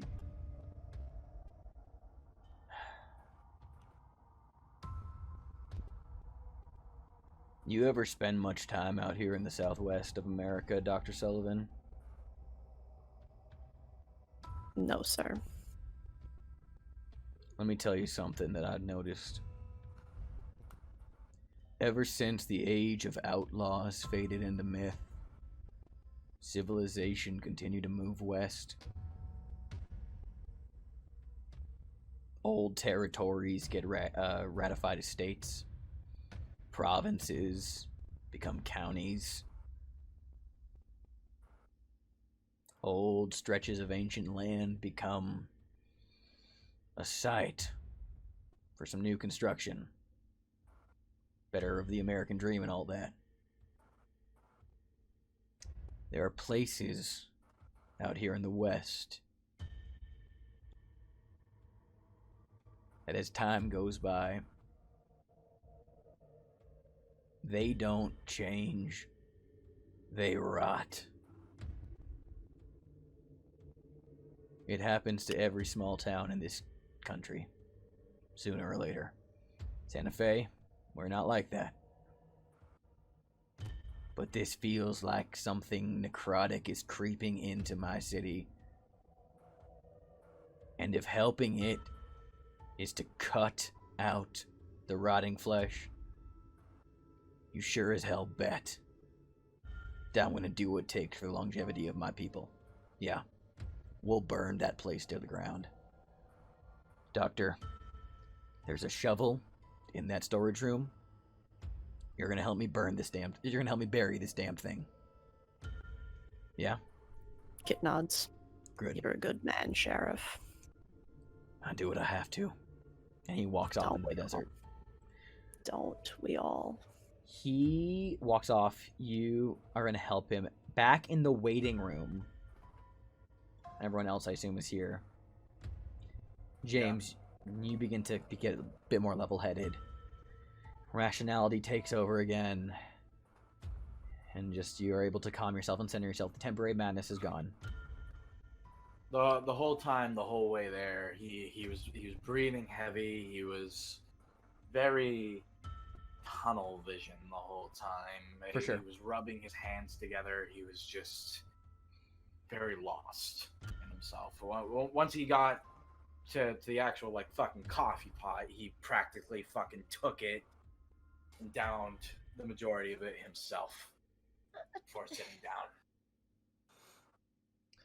You notice... Oh, please finish, actually. No, go on. Okay. You notice that it's quiet, and then you hear the sound of tires on dirt. You can see like a glint of light as seeming by the noise and by the light that a car is pulled into the police department's parking lot and stops. And the lights, flicker out as the headlights are turned off. A moment later, hear someone walk up to the front police station doors. Mason, Yeah, gun is drawn, gun is pointed. in a panic, goes and kind of like sits to the side of like the door, like the way that the door is open. Yeah. He will be behind that door. Yeah. Boys. The lights are on, and Irene is in here as well. So when you point your gun, she goes. She came back. I should say, like she came back during this hour and like checking, like, and say, "Is everything good?" Like, okay, cool. She got people coffee. She goes, "Whoa, whoa, whoa, whoa! Boys, Hold on. boys. It could just be someone coming to help." You hear footsteps, and since the lights are back on in the police department, you can see that a woman enters through the first sets of doors into the vestibule that leads to the second set of doors. However, she stops dead when she sees James through the glass pointing a gun at her. Her hands like reflexively go up. You actually see the familiar face of the DeVargas concierge, the Native American woman, Joanna Daisy. throw her hands up in the air and goes, "Whoa," like startles at the sight of James. James pointing a gun at her, because she can't see Mason. Okay. All right. Once she puts her hands up and basically announces herself in that way, then goes up like that. just right up. Yeah, she just like lowers her hands, walks inside. I am so sorry. All right. Uh, Long night. I figured that since you were traveling with the sheriff, I might be able to find some information about where you folks were, so I could have a moment to speak with you, if that's all right. That's Yes. fine. Yeah. Yeah. Come on in. Sans. Where's you? Is Sunil in this room? Remind me, is Sunil in here? Sunil is in the room, yeah. Yeah. She like turns and like looks at you and says, "Sir," she kind of like walks over to you. What was your name again? Sunil Pandey. I'm not sure if you noticed at the time, Sunil. You asked me something, and I may have reacted strangely. The reason for that is my grandfather, his name is Bill. He had a dream a few nights ago. Oh shit. Look. And he told me in this dream there was a young scholar unable to recall the days past. A bookkeeper, though not in the traditional sense. These were his words to me.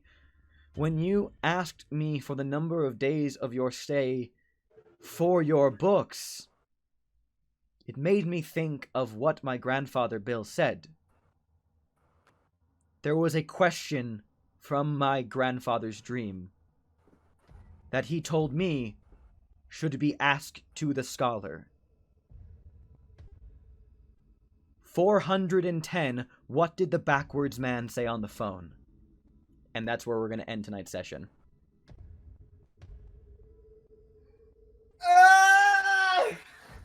Okay. Fuck you. So... I don't speak Italian. Motherfucker, I'm all fucking like riled up and shit. Indeed. The investigators' first encounter with a mythos creature. And it got fucking ganked. I'm mad. Anyway, I'm pissed. Motherfucker, you had one person faint. Fuck off. I know. No, that was Mason great. be okay. Yeah, I know. Bullying Mason. Bullying Mason. Yes, indeed. Well, anyway, Motherfucker, thank you. I cried. Shut up. You did. Wonderful role-playing. Excellent role-playing. If this was a system with inspiration, you would have it. Yes. So you just get brownie points. It's a moon system. Yes, you get brownie points. You can redeem them at the end for one Cthulhu hug. Anyway, thank you so much, audience, for watching. Thank you, players, for playing. And we will see you next week for the 8th, penultimate episode of Call of Cthulhu Path of Perdition. Until then, Cthulhu Fatagan. Good night.